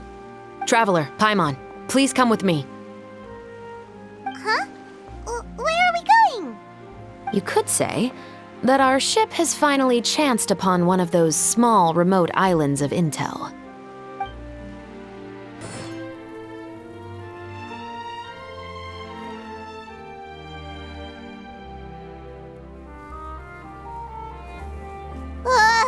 Paimon's exhausted. Paimon definitely didn't expect having to float this far after a full day of filming. So, Chevreuse, why did you take us here? Affirmative. It wasn't anything conclusive, but it should show us a clear way forward. Have you ever heard of someone by the name of Emily? Oh, you mean that famous perfumer? She's a good friend of mine. She's lent me her aid several times in the past to resolve some difficult cases. After I discovered the rainbow rose at the scene of the murder, I sent it to her. After all, she's probably the foremost expert on flowers and scents in all of Fontaine. And then? There was nothing remarkable about the flower or the trace amounts of soil left on it. But according to Emily, the rainbow rose left by the killer was derived from a very rare cultivar. Huh. Paimon didn't know that there were different varieties of rainbow rose. Paimon just thought they grew everywhere in the wild. Flowers that are deliberately cultivated will always show some different features from those that bloom in the wild. We already knew that the rose left at the scene belonged to a special cultivar, but with Emily's expertise, we were able to pinpoint the place where it was first picked from. Oh, Paimon gets it now. So whoever first planted that rainbow rose was probably the killer. Precisely. And after we checked what we learned against some sales records from the past, we discovered that there's only one person in all of Fontaine who could grow and sell this specific cultivar. Really? And who is it? It's the novelist. But didn't you say he had an alibi? To be clear, I haven't changed my mind about him. I still don't think he was the one who pulled the trigger. However, that doesn't mean the true culprit never visited him at his home or never purchased a rainbow rose from his garden. Whatever the case, we will have to confirm a number of things with him. So you mean the next place we need to go is... Yes, we're going to pay him a visit at his home.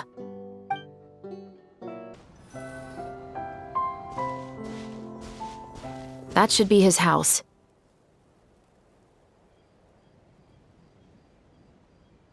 There are so many Gardamex stationed around the place. That's pretty unusual, right? According to what he told me last time we spoke, he hired them so he won't be harassed or disturbed. Huh. So there are a lot of flowers in his garden, but Paimon doesn't think we'll be able to pick one without alerting the Gardamex. Right, which is exactly why I think there has to be a special connection between him and the killer. So, should we knock? Just wait here for now. I'd like to take care of a number of those Gardamex first. But they're so far away. How are you planning to do that?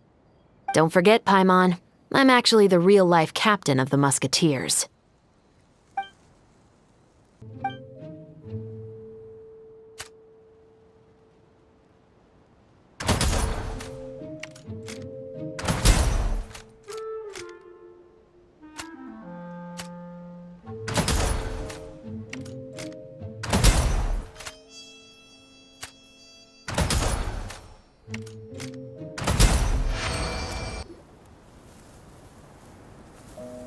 All clear. Let's go. Wait! Paimon's a little nervous now that we know he could be the killer. Can we go over our plan of action again? I'll go knock on the door and make sure it's safe inside. Once we're sure that we're in the clear, I'll ask him to come with us for a quick round of questioning at the guard's headquarters. But can't we just arrest him? We still have no evidence that he's the killer, or that he lent the killer any direct aid. Still, it would be appreciated if you could pick a rainbow rose from his garden for me while I'm talking to him. It'll help the Marechaussee Phantom confirm Emily's theory. Sure, no problem. Just be careful, Chevreuse.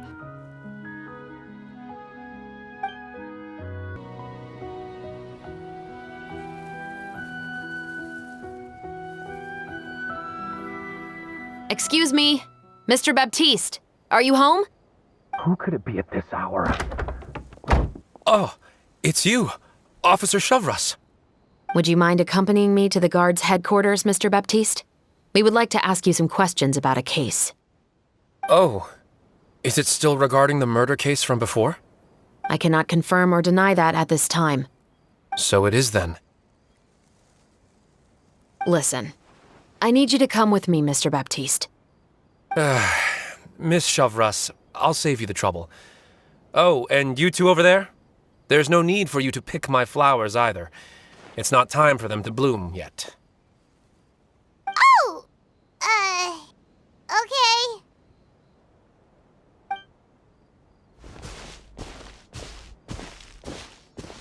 By saving me the trouble, you mean... I will confess. I was the killer. Huh? He just admitted he's guilty! Please relax, everyone. I'm not armed. The musket you're looking for has been buried in my backyard. Then it's my responsibility to inform you, Mr. Baptiste, that everything you say right now will be used as evidence for the inevitable trial. Yes, I am perfectly aware of that. I must say, I hate this feeling. Oh? Is it because I confessed? Or because you've been proven wrong? Both, I suppose. For the same reason as the one I wrote out in my novel, of course. I did it to exact revenge. I know you haven't figured out the link between the two of us.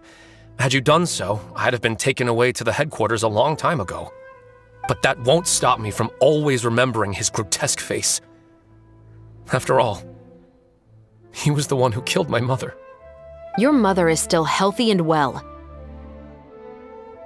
You know, I was adopted as a child. I was referring to my birth mother. That was never recorded in the orphanage's records.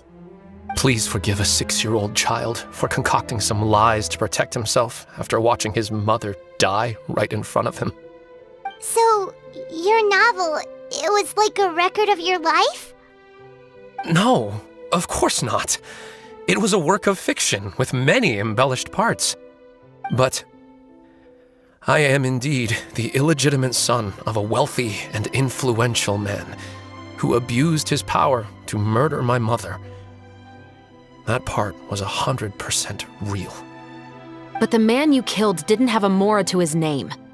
He was a hired assassin, an irredeemable beast who sank his fangs into a defenseless woman just for a few bags of Mora. But if that's really the truth, you wouldn't be telling us any of this now. You still haven't managed to take revenge against your father, the true mastermind behind it all. I never thought I'd hear that kind of thing from the captain of the Special Security and Surveillance Patrol. I'm simply skeptical about your motives.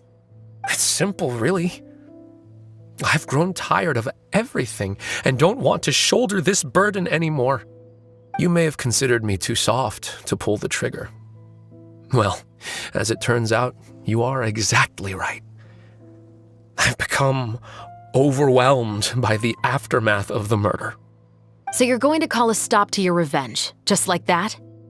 The true mastermind is too rich and too powerful for me.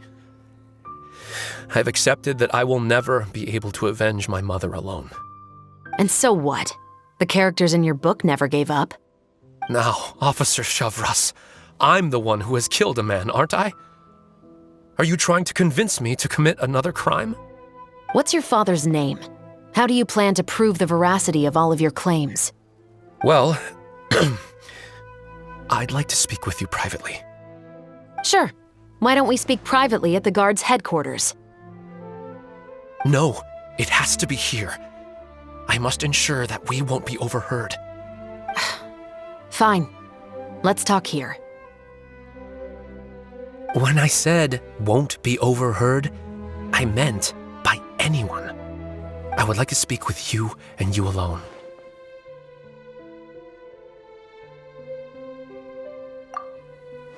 Thanks. I appreciate it. Please stay safe, Chevreuse.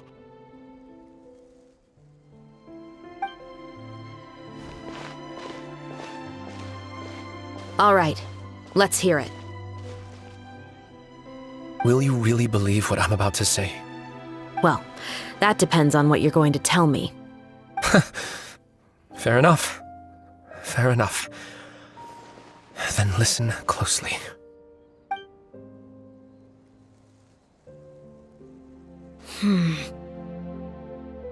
So that's how it's all connected. So, it seems you believe me after all. Do you want me to go public with this? No, of course not. At least, not right now. Then why did you bother telling me? You've read my work. What do you think? Even if you were to go public with all of this right now, he'd simply deny everything. It's been too long. Almost 20 years. Anything that could be used as evidence has long faded away. Even if there might have been a solitary island of truth once upon a time, it has long sunk beneath the waves by now. Justice will never find him. Not if you don't try. I know that as the captain of the Special Security and Surveillance Patrol, you will always stand on the side of justice. But do you really think a cushy life in prison really constitutes justice for him? I bet he could lead an extremely comfortable life in the fortress of Meripede. What are you trying to say? I've been observing you from a distance. Your portrayal of the musketeer was exquisite. Pull the trigger of justice against him. Let the villain get what he deserves. You want me to let you go so you may complete your revenge? No, Officer Chevreuse. I know that would be impossible. No. What I'd like is for you to perform the deed on my behalf. Oh, Chevreuse sure is taking her time. What could they be talking about anyway? Oh, Paimon's worried. What if he decided to attack her? Oh, you do have a point. Still, do you have any idea who the rich person might be? And why the novelist doesn't want us to hear what he's saying to Chevreuse? Sorry to keep you waiting, you two. Hey, how did your talk go? I've already sent someone to escort Baptiste back to the headquarters for questioning. He wasn't lying about the musket. It was indeed buried in his backyard. But what about the name? Did he tell you the name of the rich guy? Yes, he did. But for now, I have to return to the Special Patrol. There are still a few loose ends I need to tie up.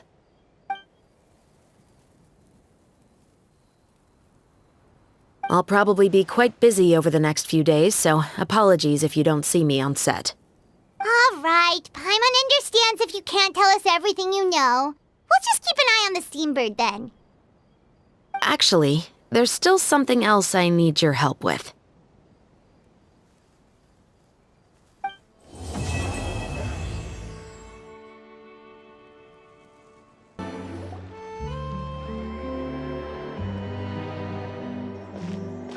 Good morning!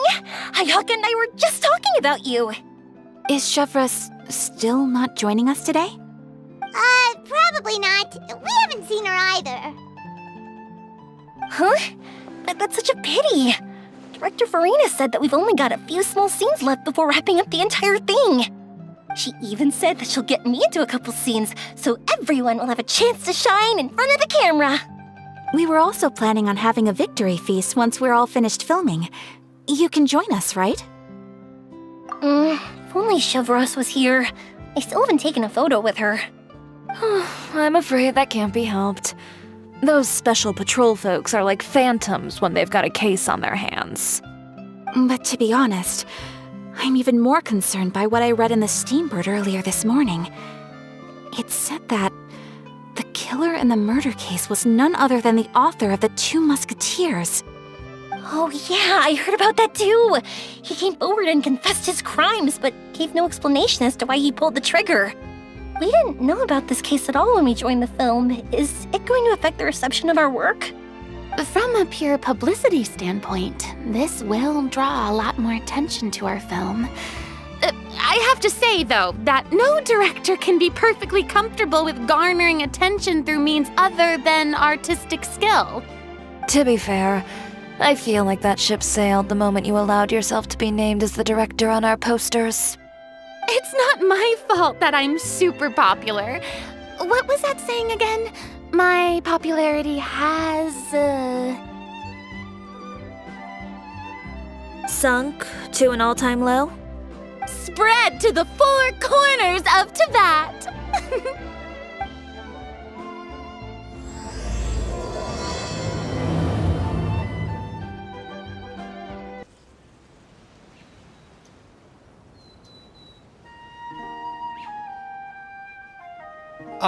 Excuse me, everyone. Xavier! Feels like it's been ages since we last saw you. I've been talking nonstop with the Film Association, and I'm absolutely swamped trying to coordinate the film's marketing. So forgive me for not being around more often, but please believe me when I say that I will make sure everyone's hard work gets the exposure it deserves. Oh, seems like you've been fighting your own battles. Yes, that's one way to put it. Oh, and before we begin the final round of filming, please allow me to finally introduce you to the original investor of our film, Mr. Morris. A pleasure to meet you all. Yes, glad to make your acquaintance, Mr. Morris. We've heard about the issues you've encountered with your financial situation, and genuinely hope that things have taken a turn for the better. Oh, well, the situation has indeed improved somewhat. Don't worry, Mr. Morris. Accidents and last-minute challenges happen all the time. There's no need to blame yourself over it. The good news is that we're almost done filming now, and I would even say that this is the best story I've ever seen. Is that so? I see, that's great news. All right, now that we've gotten all the pleasantries out of the way, let's get this show on the road. We'll mostly be filming typical people and scenery from the streets today to improve the sense of environmental ambiance in some parts of the film. Oh, and there'll be a cameo for Mr. Kamisato and Miss Yoimiya as well. They'll be used to show outsider perspectives on the fates of the Two Musketeers. That's right. Ayato should be here any minute. Excellent! Then let's start with the scenery shots. Camera and clapper loader, you're up. Yep, we'll be ready. Remember, all we need are some wide zoom shots of the streets. If you happen to find some particularly lovely patches of flowers and grass, feel free to grab some close-ups of those as well. Ready? Lights! Camera! Action! Okay, now move the camera slowly. Try to focus on that flower. What's wrong? Just adjust the focal length a bit. Something the matter? But wasn't it working fine for all the days before? Veronique, can we try a different camera? No problem. How about this one? All right, let's give it another try. Lights! Camera! Action!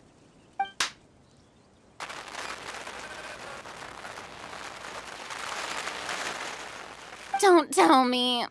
This one is broken too? Veronique, do we have any other spare ones we can use? I'm afraid we only brought these two today. What? Then go find a workshop to get them repaired right away. Oh, and you too, Bono. Go find our spare camera in the warehouse and bring it back to the set. On it. Greetings, everyone. My apologies for the delay. Is something the matter, Ayaka? It seems like there are some issues with the filming equipment today. We're stuck for the moment. I see. Well, let's not just stand here twiddling our thumbs. Actors, to the makeup booth. We'll start on the next scene as soon as we get a working camera. The people at the workshop told me that the part which holds the lens in place seemed to have fallen off. That's super strange. It was perfectly fine just yesterday. Well, no time to dwell on that now. Let's get back to filming. Ahem! Quiet on set! Places, everyone! Lights! Camera! Action! By the way, have you heard about that recent murder case? Yes, I have. It seems that they've caused quite the commotion in the city. I heard that the chief of the guards is so mad about not catching the culprit that he's about to explode. Oh? I find that quite hard to imagine, considering how he already looks most days. Director, we have a problem. Oh, we're in the middle of a take! Couldn't you wait until we wrapped up this scene? No, Director, our film, all the finalized film that we've been keeping in the case has disappeared. Oh, wait, what did you say? Mr. Bono, please take me to where the film was kept right away. I'm coming too. No, Yoimiya, you have to stay here. Oh. Okay, listen up. Everyone who's not working on this current scene can go with Bono to look for the film. Everyone else, stay put and wrap up the scene. Unbelievable. How could all these problems happen in just one day? We're back. How did it go? Did you find the film? We found it in the sewers. Huh? In the sewers? Is the film still okay?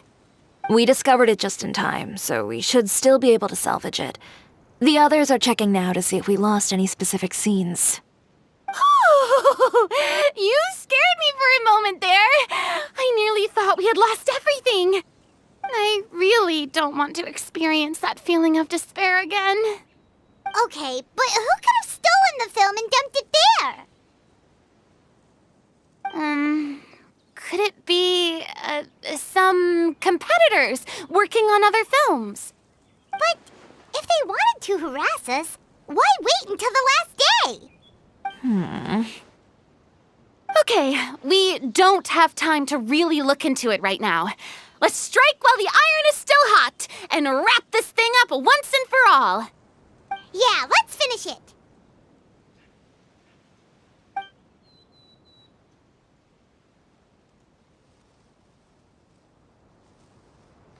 I would like to officially announce that our entry to the festival, the Two Musketeers, has now concluded filming!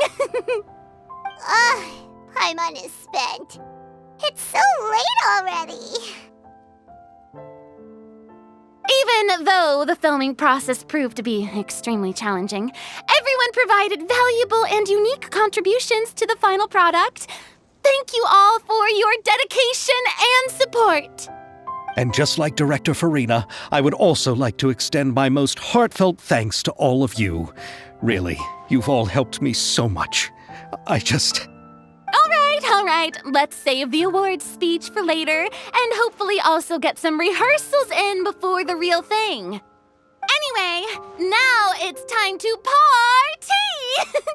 Let's all make our way to the beach and have a celebration feast so loud and fun that even the blubber beast will want in.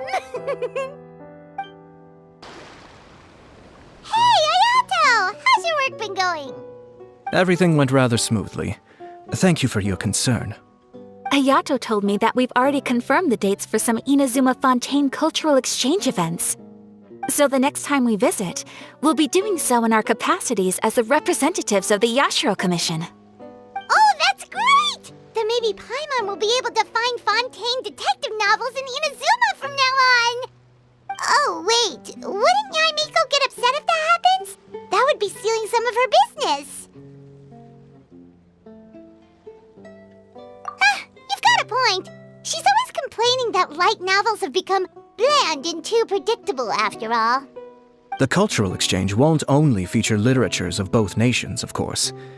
We have also made plans for cross-cultural engagements in the fields of gourmet cuisine, toy making, and artisan craftsmanship. Whoa! Paimon's getting super excited now! When the time comes, be sure to visit and participate in all the events. Furina! Oh, my darling clapper loader and camera operator. You've both worked really hard. Paimon thinks you worked even harder than us. Honestly, Paimon was getting a little tired of playing with the clapperboard by the end of it. Worst of all, Paimon started having dreams of you shouting, "Lights, camera, action!" into Paimon's ears. The actual dream can't even start until you've yelled that. Hey, if If anything, shouldn't I be more grand and delightful than your dreams? We've been through so much together, and that's how your brain remembers me? That's not Paimon's fault. We've just used the clapperboard too much lately. Anyway, what's most important is that we've wrapped the film. I'm pretty confident that we'll take first prize. Hey, no need to mention the official name. Wait, now that you mention it, if we did win the prize, would Furina just get a statue of herself? Come on, I don't need that kind of attention. Xavier can accept the reward on our behalf. But just imagine! Furina accepting the Furina Award and holding a Furina statue. I'm going back to my dessert now. You all can keep discussing that on your own.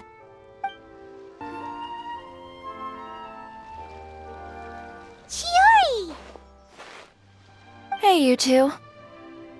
Are you not really into these kinds of big social occasions? Not particularly.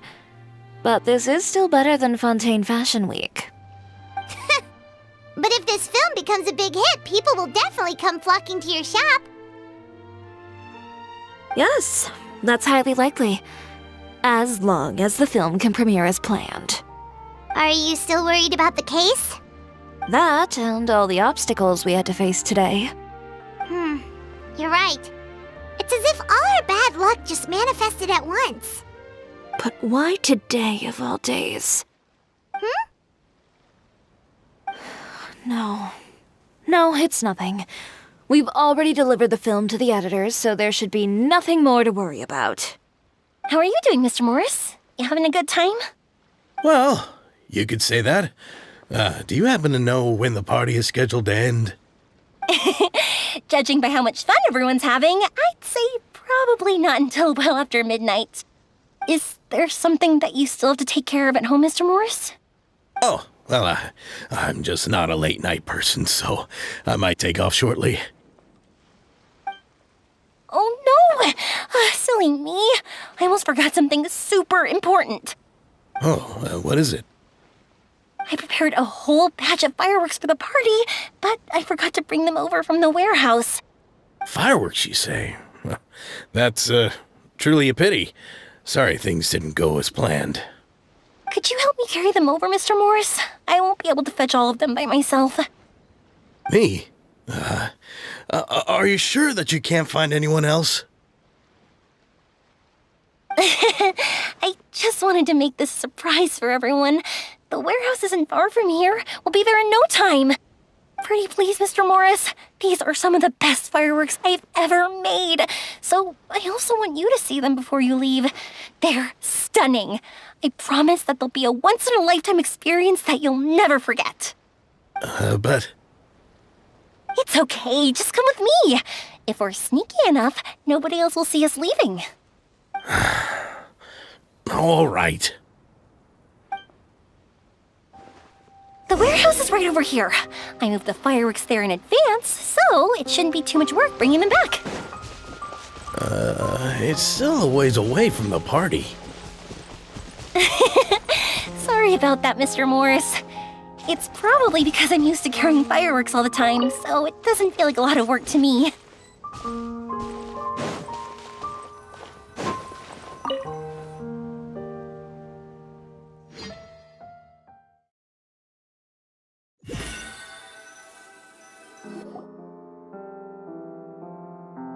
It's dark in here. Wait here, Mr. Morris. I think the light switch should be somewhere over here.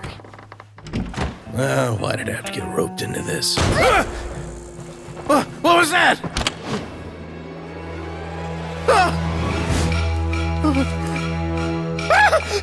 Who's there? Get me out! Get me out of here! Did you really think you'd get away, Morris?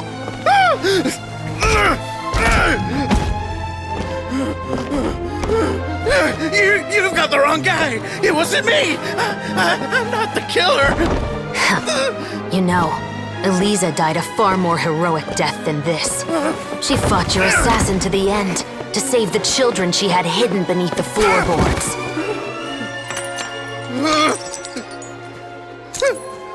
That is Elisa's pendant. The one with a photo of you two inside. The one you gave her. Ring any bells? It's a fake! It has to be! There's no way! No way your assassin didn't destroy it, you mean?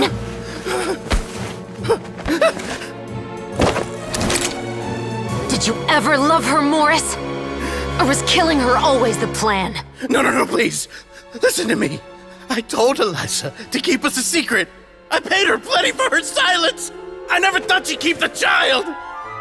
Everything was gonna come out, and I had no choice. She'd force my hand. No! I'm begging you. I have money. Just name your price, please. You can keep your Mora, and you can go to hell.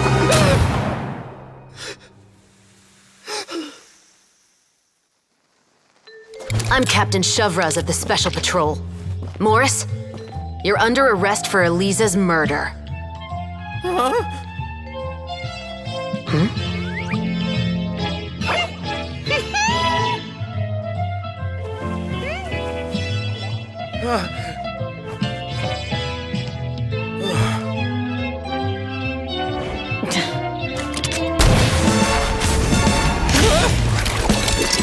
You're under arrest too, prop manager Veronique. Or perhaps I should call you the Second Musketeer.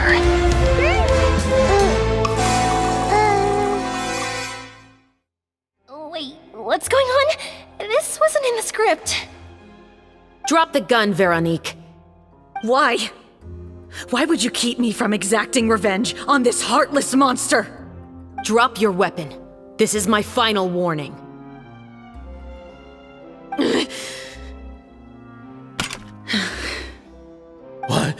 What is going on? Do I have to spell it out for you, Morris? Everything that took place just now was staged to get you to confess the truth. But this last part is all improv, of course.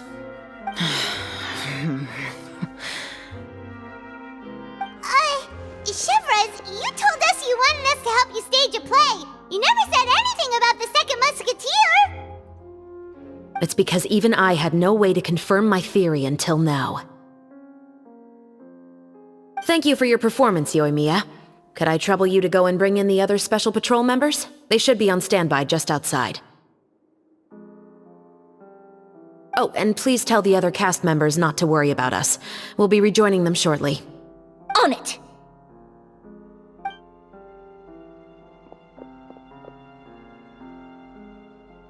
So what do you think, Morris? Care to talk about what happened 20 years ago? My patience is limited, you know. Don't force me to take you back to the interrogation room. I'd wager that you wouldn't last for more than a minute in there. With the recording we made, you have no chance of winning in court. Cooperating with us now is the most practical move. All right. I'll talk. I hired an assassin to murder Elisa. She once worked as a maid on my family's estate. She was very beautiful, and after some time I fell for her. We kept our relationship a secret and carried out an affair for some time, but it wasn't long before she became pregnant. And if my parents ever found out, they would have stripped me of my inheritance and status, driven me out of my home. I also didn't expect Elisa to insist on bringing the pregnancy to term. She even asked me to leave my family and travel far, far away with her. She believed that you were truly in love with her. I didn't have a choice. I gave her a large sum of Mora, told her to leave the family and to get rid of the baby. But then years later, she sent me a letter. There were photos of 2 children, and she even asked if I could find some time to visit them. Huh? 2 children? Paimon thought Baptiste was the only... you mean... Even if she had the children against your will, you could have just ignored the letter entirely. Why kill her? I had just gotten engaged to be married to an heiress from another wealthy family. So if anyone were to find out about Elisa, my life would be completely ruined. I didn't have a choice. No. You always had a choice. You just made the wrong choice. Again. Do you know how it feels to watch your mother be killed right in front of you? My brother and I were hardly even school age yet. We were hidden beneath the floorboards, grasping each other's hands like a lifeline. We were so terrified that we didn't even know we could ever take a breath. All we could do was to watch Mother try to fight back, and then collapse to the floor. Even after the assassin left, we were still too terrified to leave our hiding spot. We thought that he might come back. It was only until the next evening when we finally climbed out and gathered around our mother. But she had already become cold and stiff to the touch. You made up your mind right then and there to bring this case to light. Not only that, we resolved to get our revenge. And that's why you became the Musketeers. No, that's why I became a musketeer. The man from before was also killed by me. My brother had nothing to do with it. I figured as much. You did? I once told these two that he didn't look like a killer to me. His confession from that night also rubbed me the wrong way. I think what really tipped me off was, how could I not feel a sense of regret in him? Huh? He confessed faster than any criminal I've ever met, but he didn't say a single word about you. He insisted that he was the sole perpetrator in the case. But after the questioning ended, I disassembled the musket we dug up from his backyard, put it in front of him, and told him to reassemble it. Wanna guess how far he got? He had no idea where to even start. He's never touched a gun in his life. Based on that, I determined that he was not acting alone. He only surrendered himself to draw our attention and create a moment of opportunity for his partner. So, I decided to play along. And as expected, the second musketeer followed us without hesitation once she saw Morris get separated from the rest of the cast. Besides, why else would he call the novel The Two Musketeers? But how did you know it was Veronique? I figured it out the moment Baptiste told me his father's name. That so-called financial crisis was all just a ruse. He just wanted to sign up as the investor and then leave the film without any source of funding. After all, he has a vested interest in minimizing the reach of this story. It's really just the same thing as what he did to Eliza all those years ago. Human scum. But then Xavier pulled out all the stops and got the film made against all odds. Morris couldn't have that. With the killer in custody, he figured it was safe to act. And so he came to visit the set today, just as I expected. Wait, so you were behind all those mishaps today?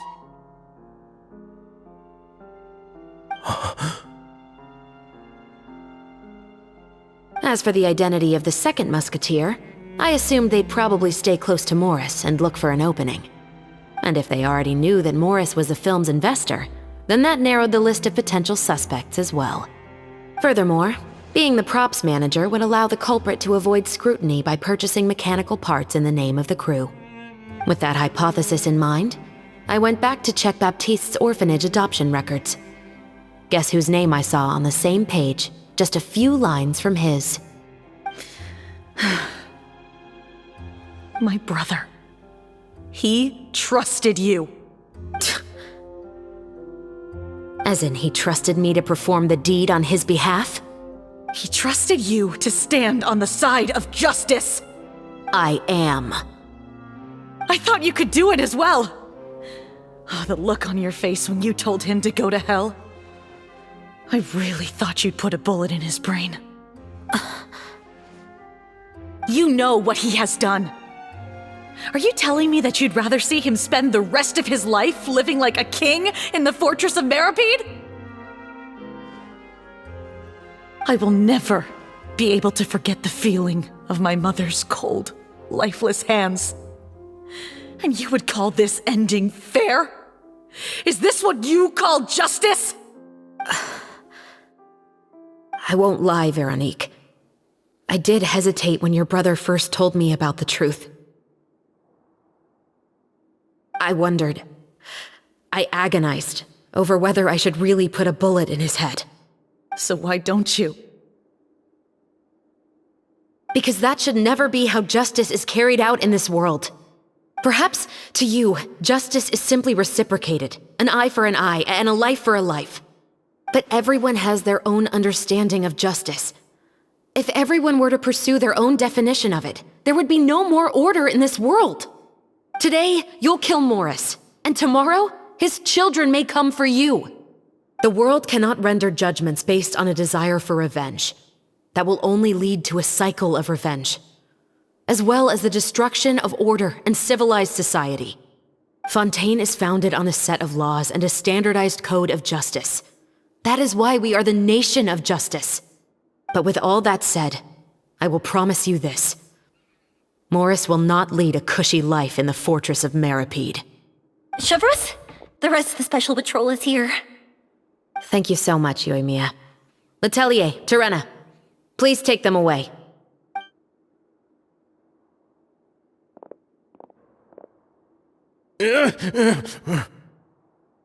I still can't agree with your reasoning. I know. Justice has not been delivered. At least, not today.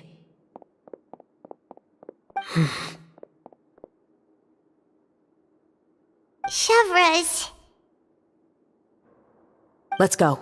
We should give an explanation to the crew. Thank you for your concern. I'm fine. I'm just thinking about the things in life that have driven people to take justice into their own hands.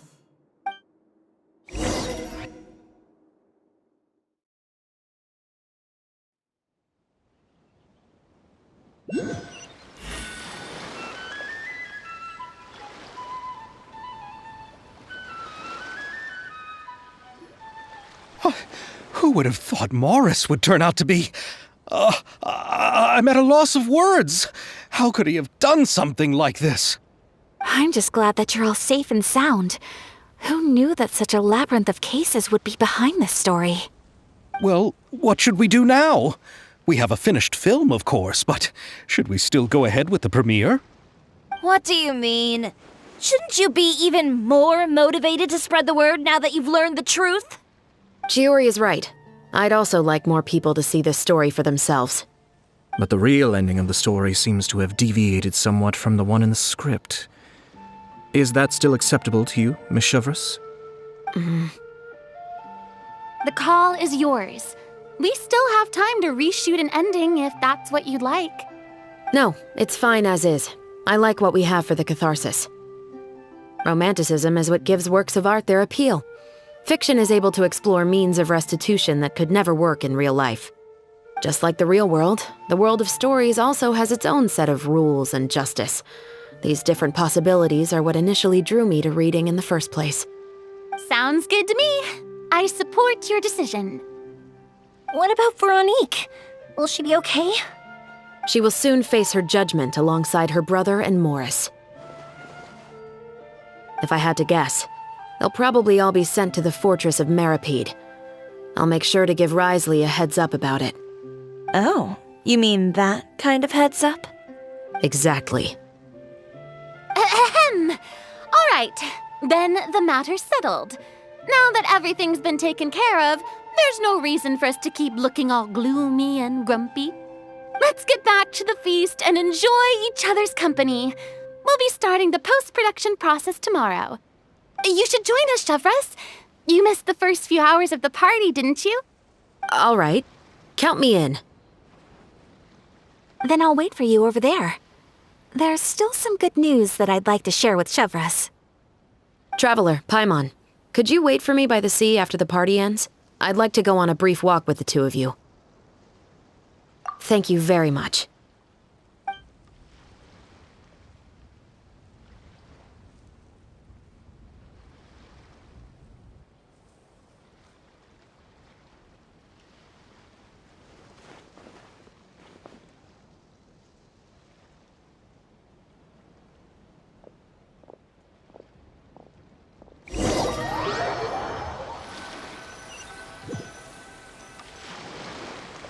Sorry for the wait.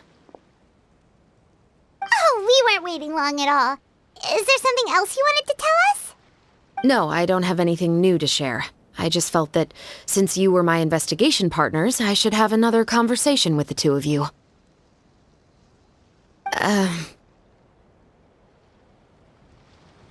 Traveler, how would you have responded to Baptiste's request if you were in my shoes?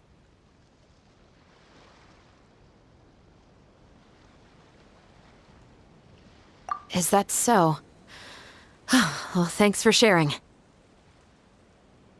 When I was young, my father often took me here to swim. We'd come rain or shine, even when it was freezing cold. He told me that swimming was the best activity to train one's strength of will. You could never give up before reaching the shore, especially when the water was cold. Oh? Why's that? Because the moment you give up would be the moment you die. At that point, I still hadn't received my vision. One winter, the chilly wind felt almost like knives on my skin, and the seawater was so frigid that it numbed my toes the moment I stepped in. I cried and begged my father to spare me from having to swim across, but he wouldn't listen. He used to be a member of the Special Patrol as well. You could say it was his way of educating his children. That sounds awful. When he saw that I wouldn't stop crying, he just picked me up and tossed me into the icy water. The bone-chilling cold took away my senses. I couldn't feel anything but fear and rage. I waited for my father to save me, but one look and I knew he'd already started swimming for the opposite shore. I realized that if I were to give up, I really would die right then and there. I used all of my strength to try and catch up to my father. Those few minutes felt longer than my whole life up until that point. I did, however, make it to the other side. I've never felt afraid about anything in my life after that, nor have I ever cried again. That way of teaching would have never worked on Paimon. Yeah, I don't think that was the right method for anyone. It's just that, working now as I am in the pursuit of justice, I still sometimes feel like I've been tossed into that winter sea all over again. The anger and the helplessness. Chevreuse. But the worse I feel, the more I know to never give up. The alternative would be to forever lose myself among the waves. Anyway, how about a race? Neither of us will drown, but we can still see who swims faster. You guys go ahead! Paimon will grab the clapperboard to mark the start of the race. Whoa, that felt good. You were so fast in the water, Chevreuse! You were swimming even faster than Paimon can fly! So, about the Special Patrol, did you join because of your dad? Partly, but I'd say I was more inspired by the heroes I read about in stories growing up. Oh, so it's due to your love of stories. Of course, it was only after I joined the Special Patrol that I learned that truth is often stranger than fiction. Come on, let's walk a bit more.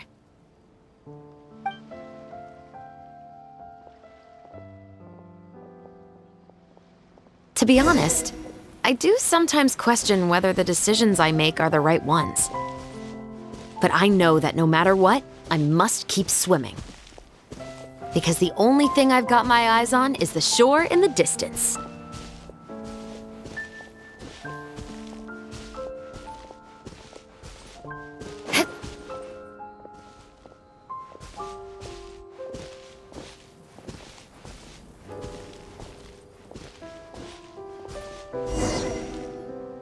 Thank you for coming on this walk with me. I feel a lot better after getting all that off my chest. Huh. We're nearly back at Baptiste's house. Huh. You're right. I didn't realize we were so close. He really did plant a lot of flowers. It's just like how he described it in the story. Huh? Wait. Paimon, Traveler, look! The rainbow roses in the garden. They're in full bloom now.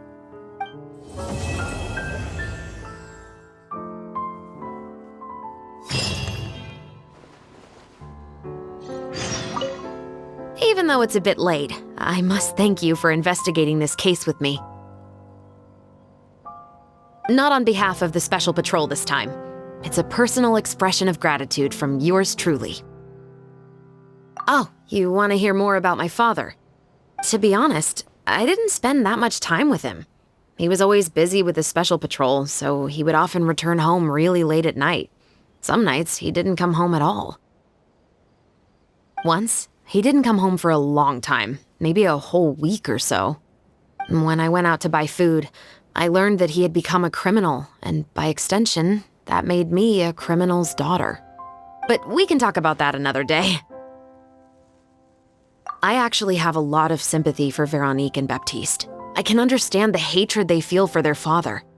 But that doesn't mean I'll allow them to walk the path of evil, even if it might lead to another sense of justice. Films are different from the real world. They're a form of art and represent the wishes in people's hearts. I adore the Two Musketeers, and I'm very happy to have had the opportunity to act the role as one. I can't wait to catch the film when it premieres in the Opera House. I'm looking forward to seeing the audience's reaction to the climactic ending. Thank you for looking out for me. I'll see you at the award ceremony. I'd be very surprised if we don't win.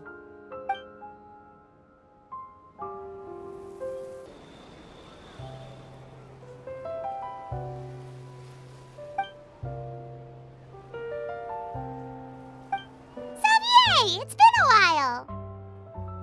Hey there, you two! Sorry I've been scarce. I've been buried in marketing and preparing the film for release ever since we wrapped post-production. The award ceremony is today, right? Paimon wonders if we'll win the Furina Award. I'd give it a 90% chance. Furina! Oh, Paimon didn't know you were already here. You're earlier than everyone else. I'm sure the others will also be here in no time. Xavier, if we end up getting called on stage, shouldn't you come up with a name for our crew? But we don't even know if we're going to win. I wouldn't want to jinx our chances by celebrating early. Just open your eyes! Surely you've seen the audience's reactions to our film. We've had nothing but critical acclaim. You've also had conversations with the Opera House's operating staff, right? Didn't they want to increase the number of showings?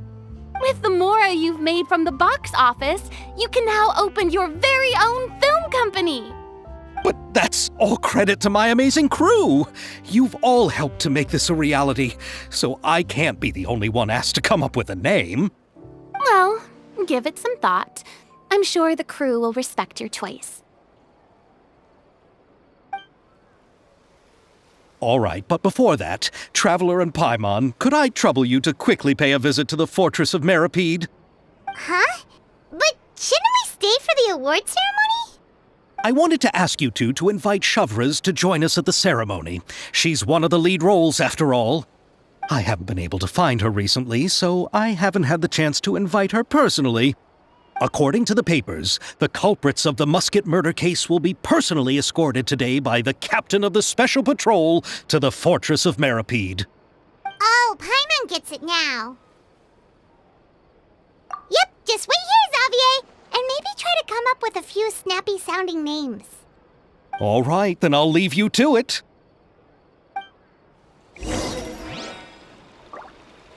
Will we really win an award? Trust me. When have I ever been wrong about something like this? This is as far as I'll be taking them. I'll leave the three of them to you now. Got another errand to run?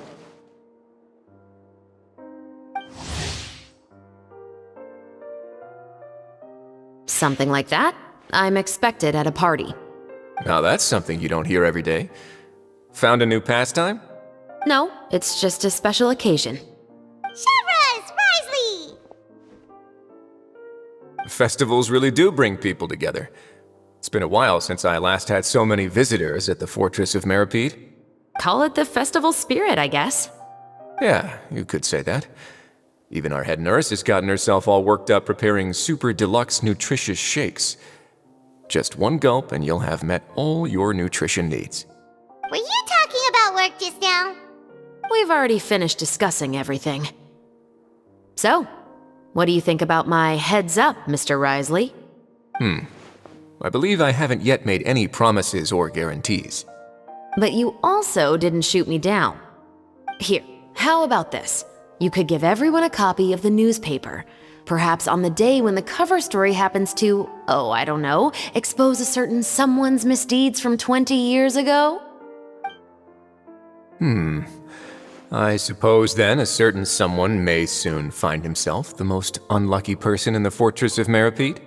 While another 2 people will soon be hailed as heroes. Speaking of heroes, did you two need something from me? Actually, we're here for... You're here to invite me to the party, right? Don't worry, I didn't forget. Ooh, then let's head back right away! See you, Risley! Happy Fontaine Festival! And the same to you.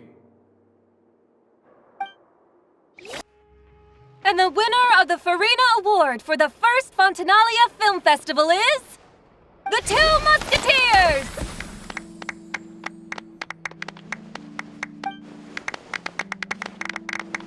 We won! We really won! Congratulations, Mr. Xavier. We won? I can't believe it! I really can't thank all of you enough! See? My takes on Fontaine's entertainment industry have never been wrong. Now, please welcome to the stage the producer of the Two Musketeers, Mr. Xavier!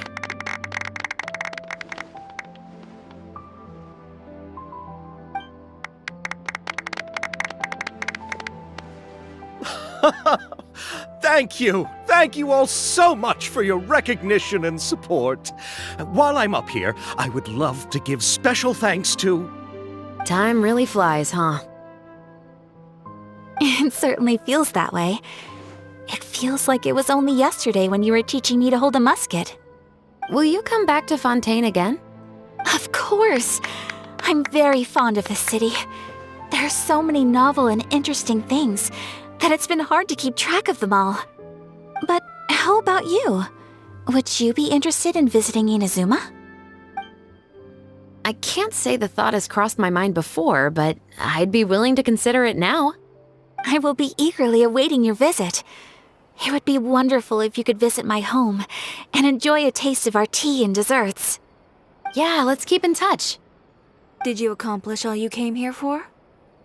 Yes. And you should visit Inazuma again sometime. How has Ogura and her business been? To my knowledge, she's doing quite well. Tell her I said hi. I certainly will. I heard the thunderstorm has stopped. Yes, and the war has also been brought to an end. Peace and prosperity has returned to the islands. I quite like the sound of that. Perfect for hanging textiles out to dry. I'd like to offer my thanks again to the entire cast and crew. Without you, I would have never completed this film, much less had the opportunity to be standing on this stage. With the support of my entire crew, I would like to officially announce our film company, Musketeer Pictures. Ho-ho! That has a really nice ring to it. Then in that case, let's please welcome all the members of Musketeer Pictures onto the stage for a commemorative photo. Oh, Paimon didn't know we'd also be taking pictures. Director Furina, I believe you are the most deserving person to raise this trophy. Huh? No.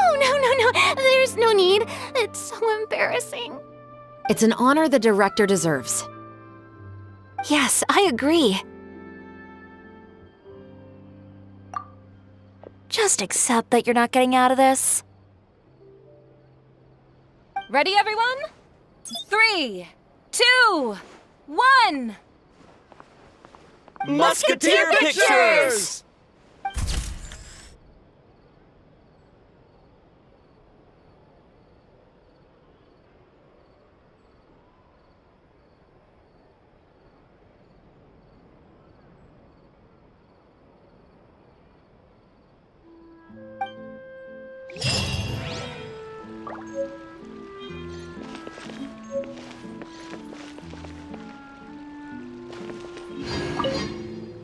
Lady Furina, please allow me to take just one more photo of you. I would also love to get your autograph, just as a memento of our time together on the crew. Hey, I've had enough of the camera flashes from when we were all up on stage.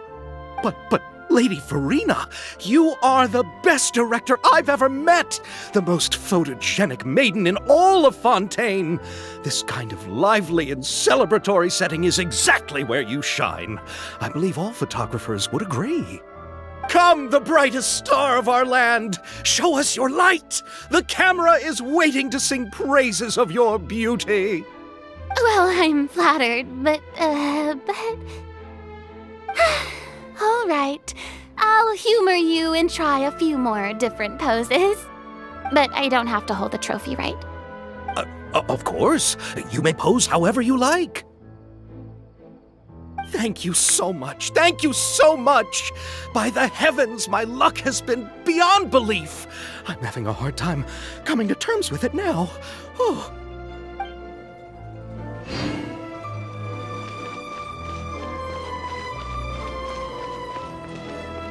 Miss Yoimiya, we haven't had the chance to talk, but please accept my thanks for everything you've done over the past few days. Oh, but I feel like I didn't do anything out of the ordinary. I'm very grateful for your assistance during that special performance in the warehouse. It was always going to be somewhat risky, to engage and draw away Morris all on your own. You're only a civilian and have never been trained to act in such a dangerous situation. Don't say it like that. As the director's assistant, it was my duty to help out the crew however I could. It was an honor to help you solve the case. I have to admit, though, my heart was thumping super hard the entire time I was laying on the ground. I was scared that everyone would notice. You did great. Oh, and before I forget, if you ever visit Inazuma, please come and pay a visit to Naganohara Fireworks. I'll make some fireworks for you. I even know what shape we'd make. I'm guessing a musket. Telling you now would ruin the surprise. If you really want to see it, just come and visit me.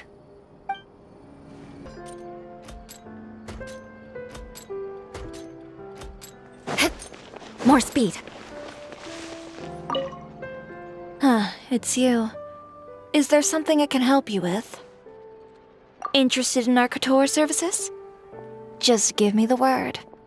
Thanks to you, we were also able to premiere the film in time.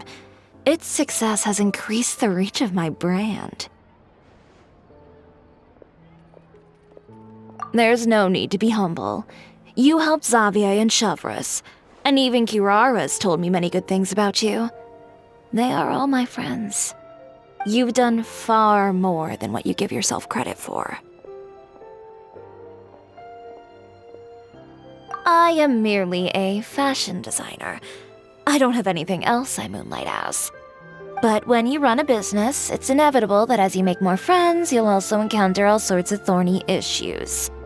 You scratch my back, I'll scratch yours. It's just the common sense of business. Xavier's over the moon now that he's actually won the Furina award. Maybe I'll actually find him in the fountain the next time I see him. The demand for couture at my boutique has also increased. So much so that I don't have enough staff to handle it. Looks like I'm one step closer to achieving my dream. Anyway, you will always be welcome at Chiori Boutique. I would love to see you both again at the upcoming Fontaine Fashion Week as well. Okay, see you around. Oh, I didn't expect to meet you here. I've been told that this is a beverage called Fanta. I quite like its unique taste. The slogan, a font of refreshment, is rather catchy as well. I'm starting to wonder if I could incorporate it into our cultural exchange initiative. What would happen if we were to add some sprigs of mint into Fanta? I believe this is an idea worth testing. Or perhaps we could even take it one step further and mix in an equal amount of milk tea medley. But for some reason, I suspect that experiment wouldn't turn out well. Thanks to you, the film was successfully completed and the Yashiro Commission secured a collaboration project with the Palais Mermonia. If another opportunity was to arise in the future, Perhaps I should take on the chance to act as the protagonist. Or perhaps you think the role of villain would fit me better. Thank you for the well wishes. I will take good care of Ayaka and Yoimiya. I would like to wish you safe travels on your next journey as well. I'm so glad we were able to complete the film. Thanks for taking care of me while I was here. Really? Thank you. At first, I simply tried to work hard out of a desire to not become a burden to the crew. It would have been so embarrassing if the filming had to stop to accommodate my lack of skills. But Director Furina was both patient and knowledgeable, and Chevreuse and Elaine taught me a lot about the scenes and details. It was all thanks to their help that I was able to grow comfortable with the role. And even with all of that said, I still got a little flustered with praise, especially since everyone, including you, were complimenting me at the end. Yes, I visited many places with Yoimiya in between the filming sessions. The elegant streets, the beautiful flowers and greenery, and the dreamlike underwater world. Everything I saw will shine like stars in my memories. It also brings me joy to think that perhaps you've marveled at those exact wonders as well. It's nothing at all. I don't often have the opportunity to wander out into the world like this. Not only did I make many new friends during this trip, I also picked up many new skills from everyone around me. I will cherish this experience greatly. Oh, and I'm also going to bring some conch madeleines back to the Yashiro Commission as a gift. If we could enjoy them with some coffee, perhaps it'll feel as if I'd never left Fontaine at all. Thank you for looking out for me. Please do take care of yourself during your adventures as well. If the stars align, we'll see each other in Inazuma again.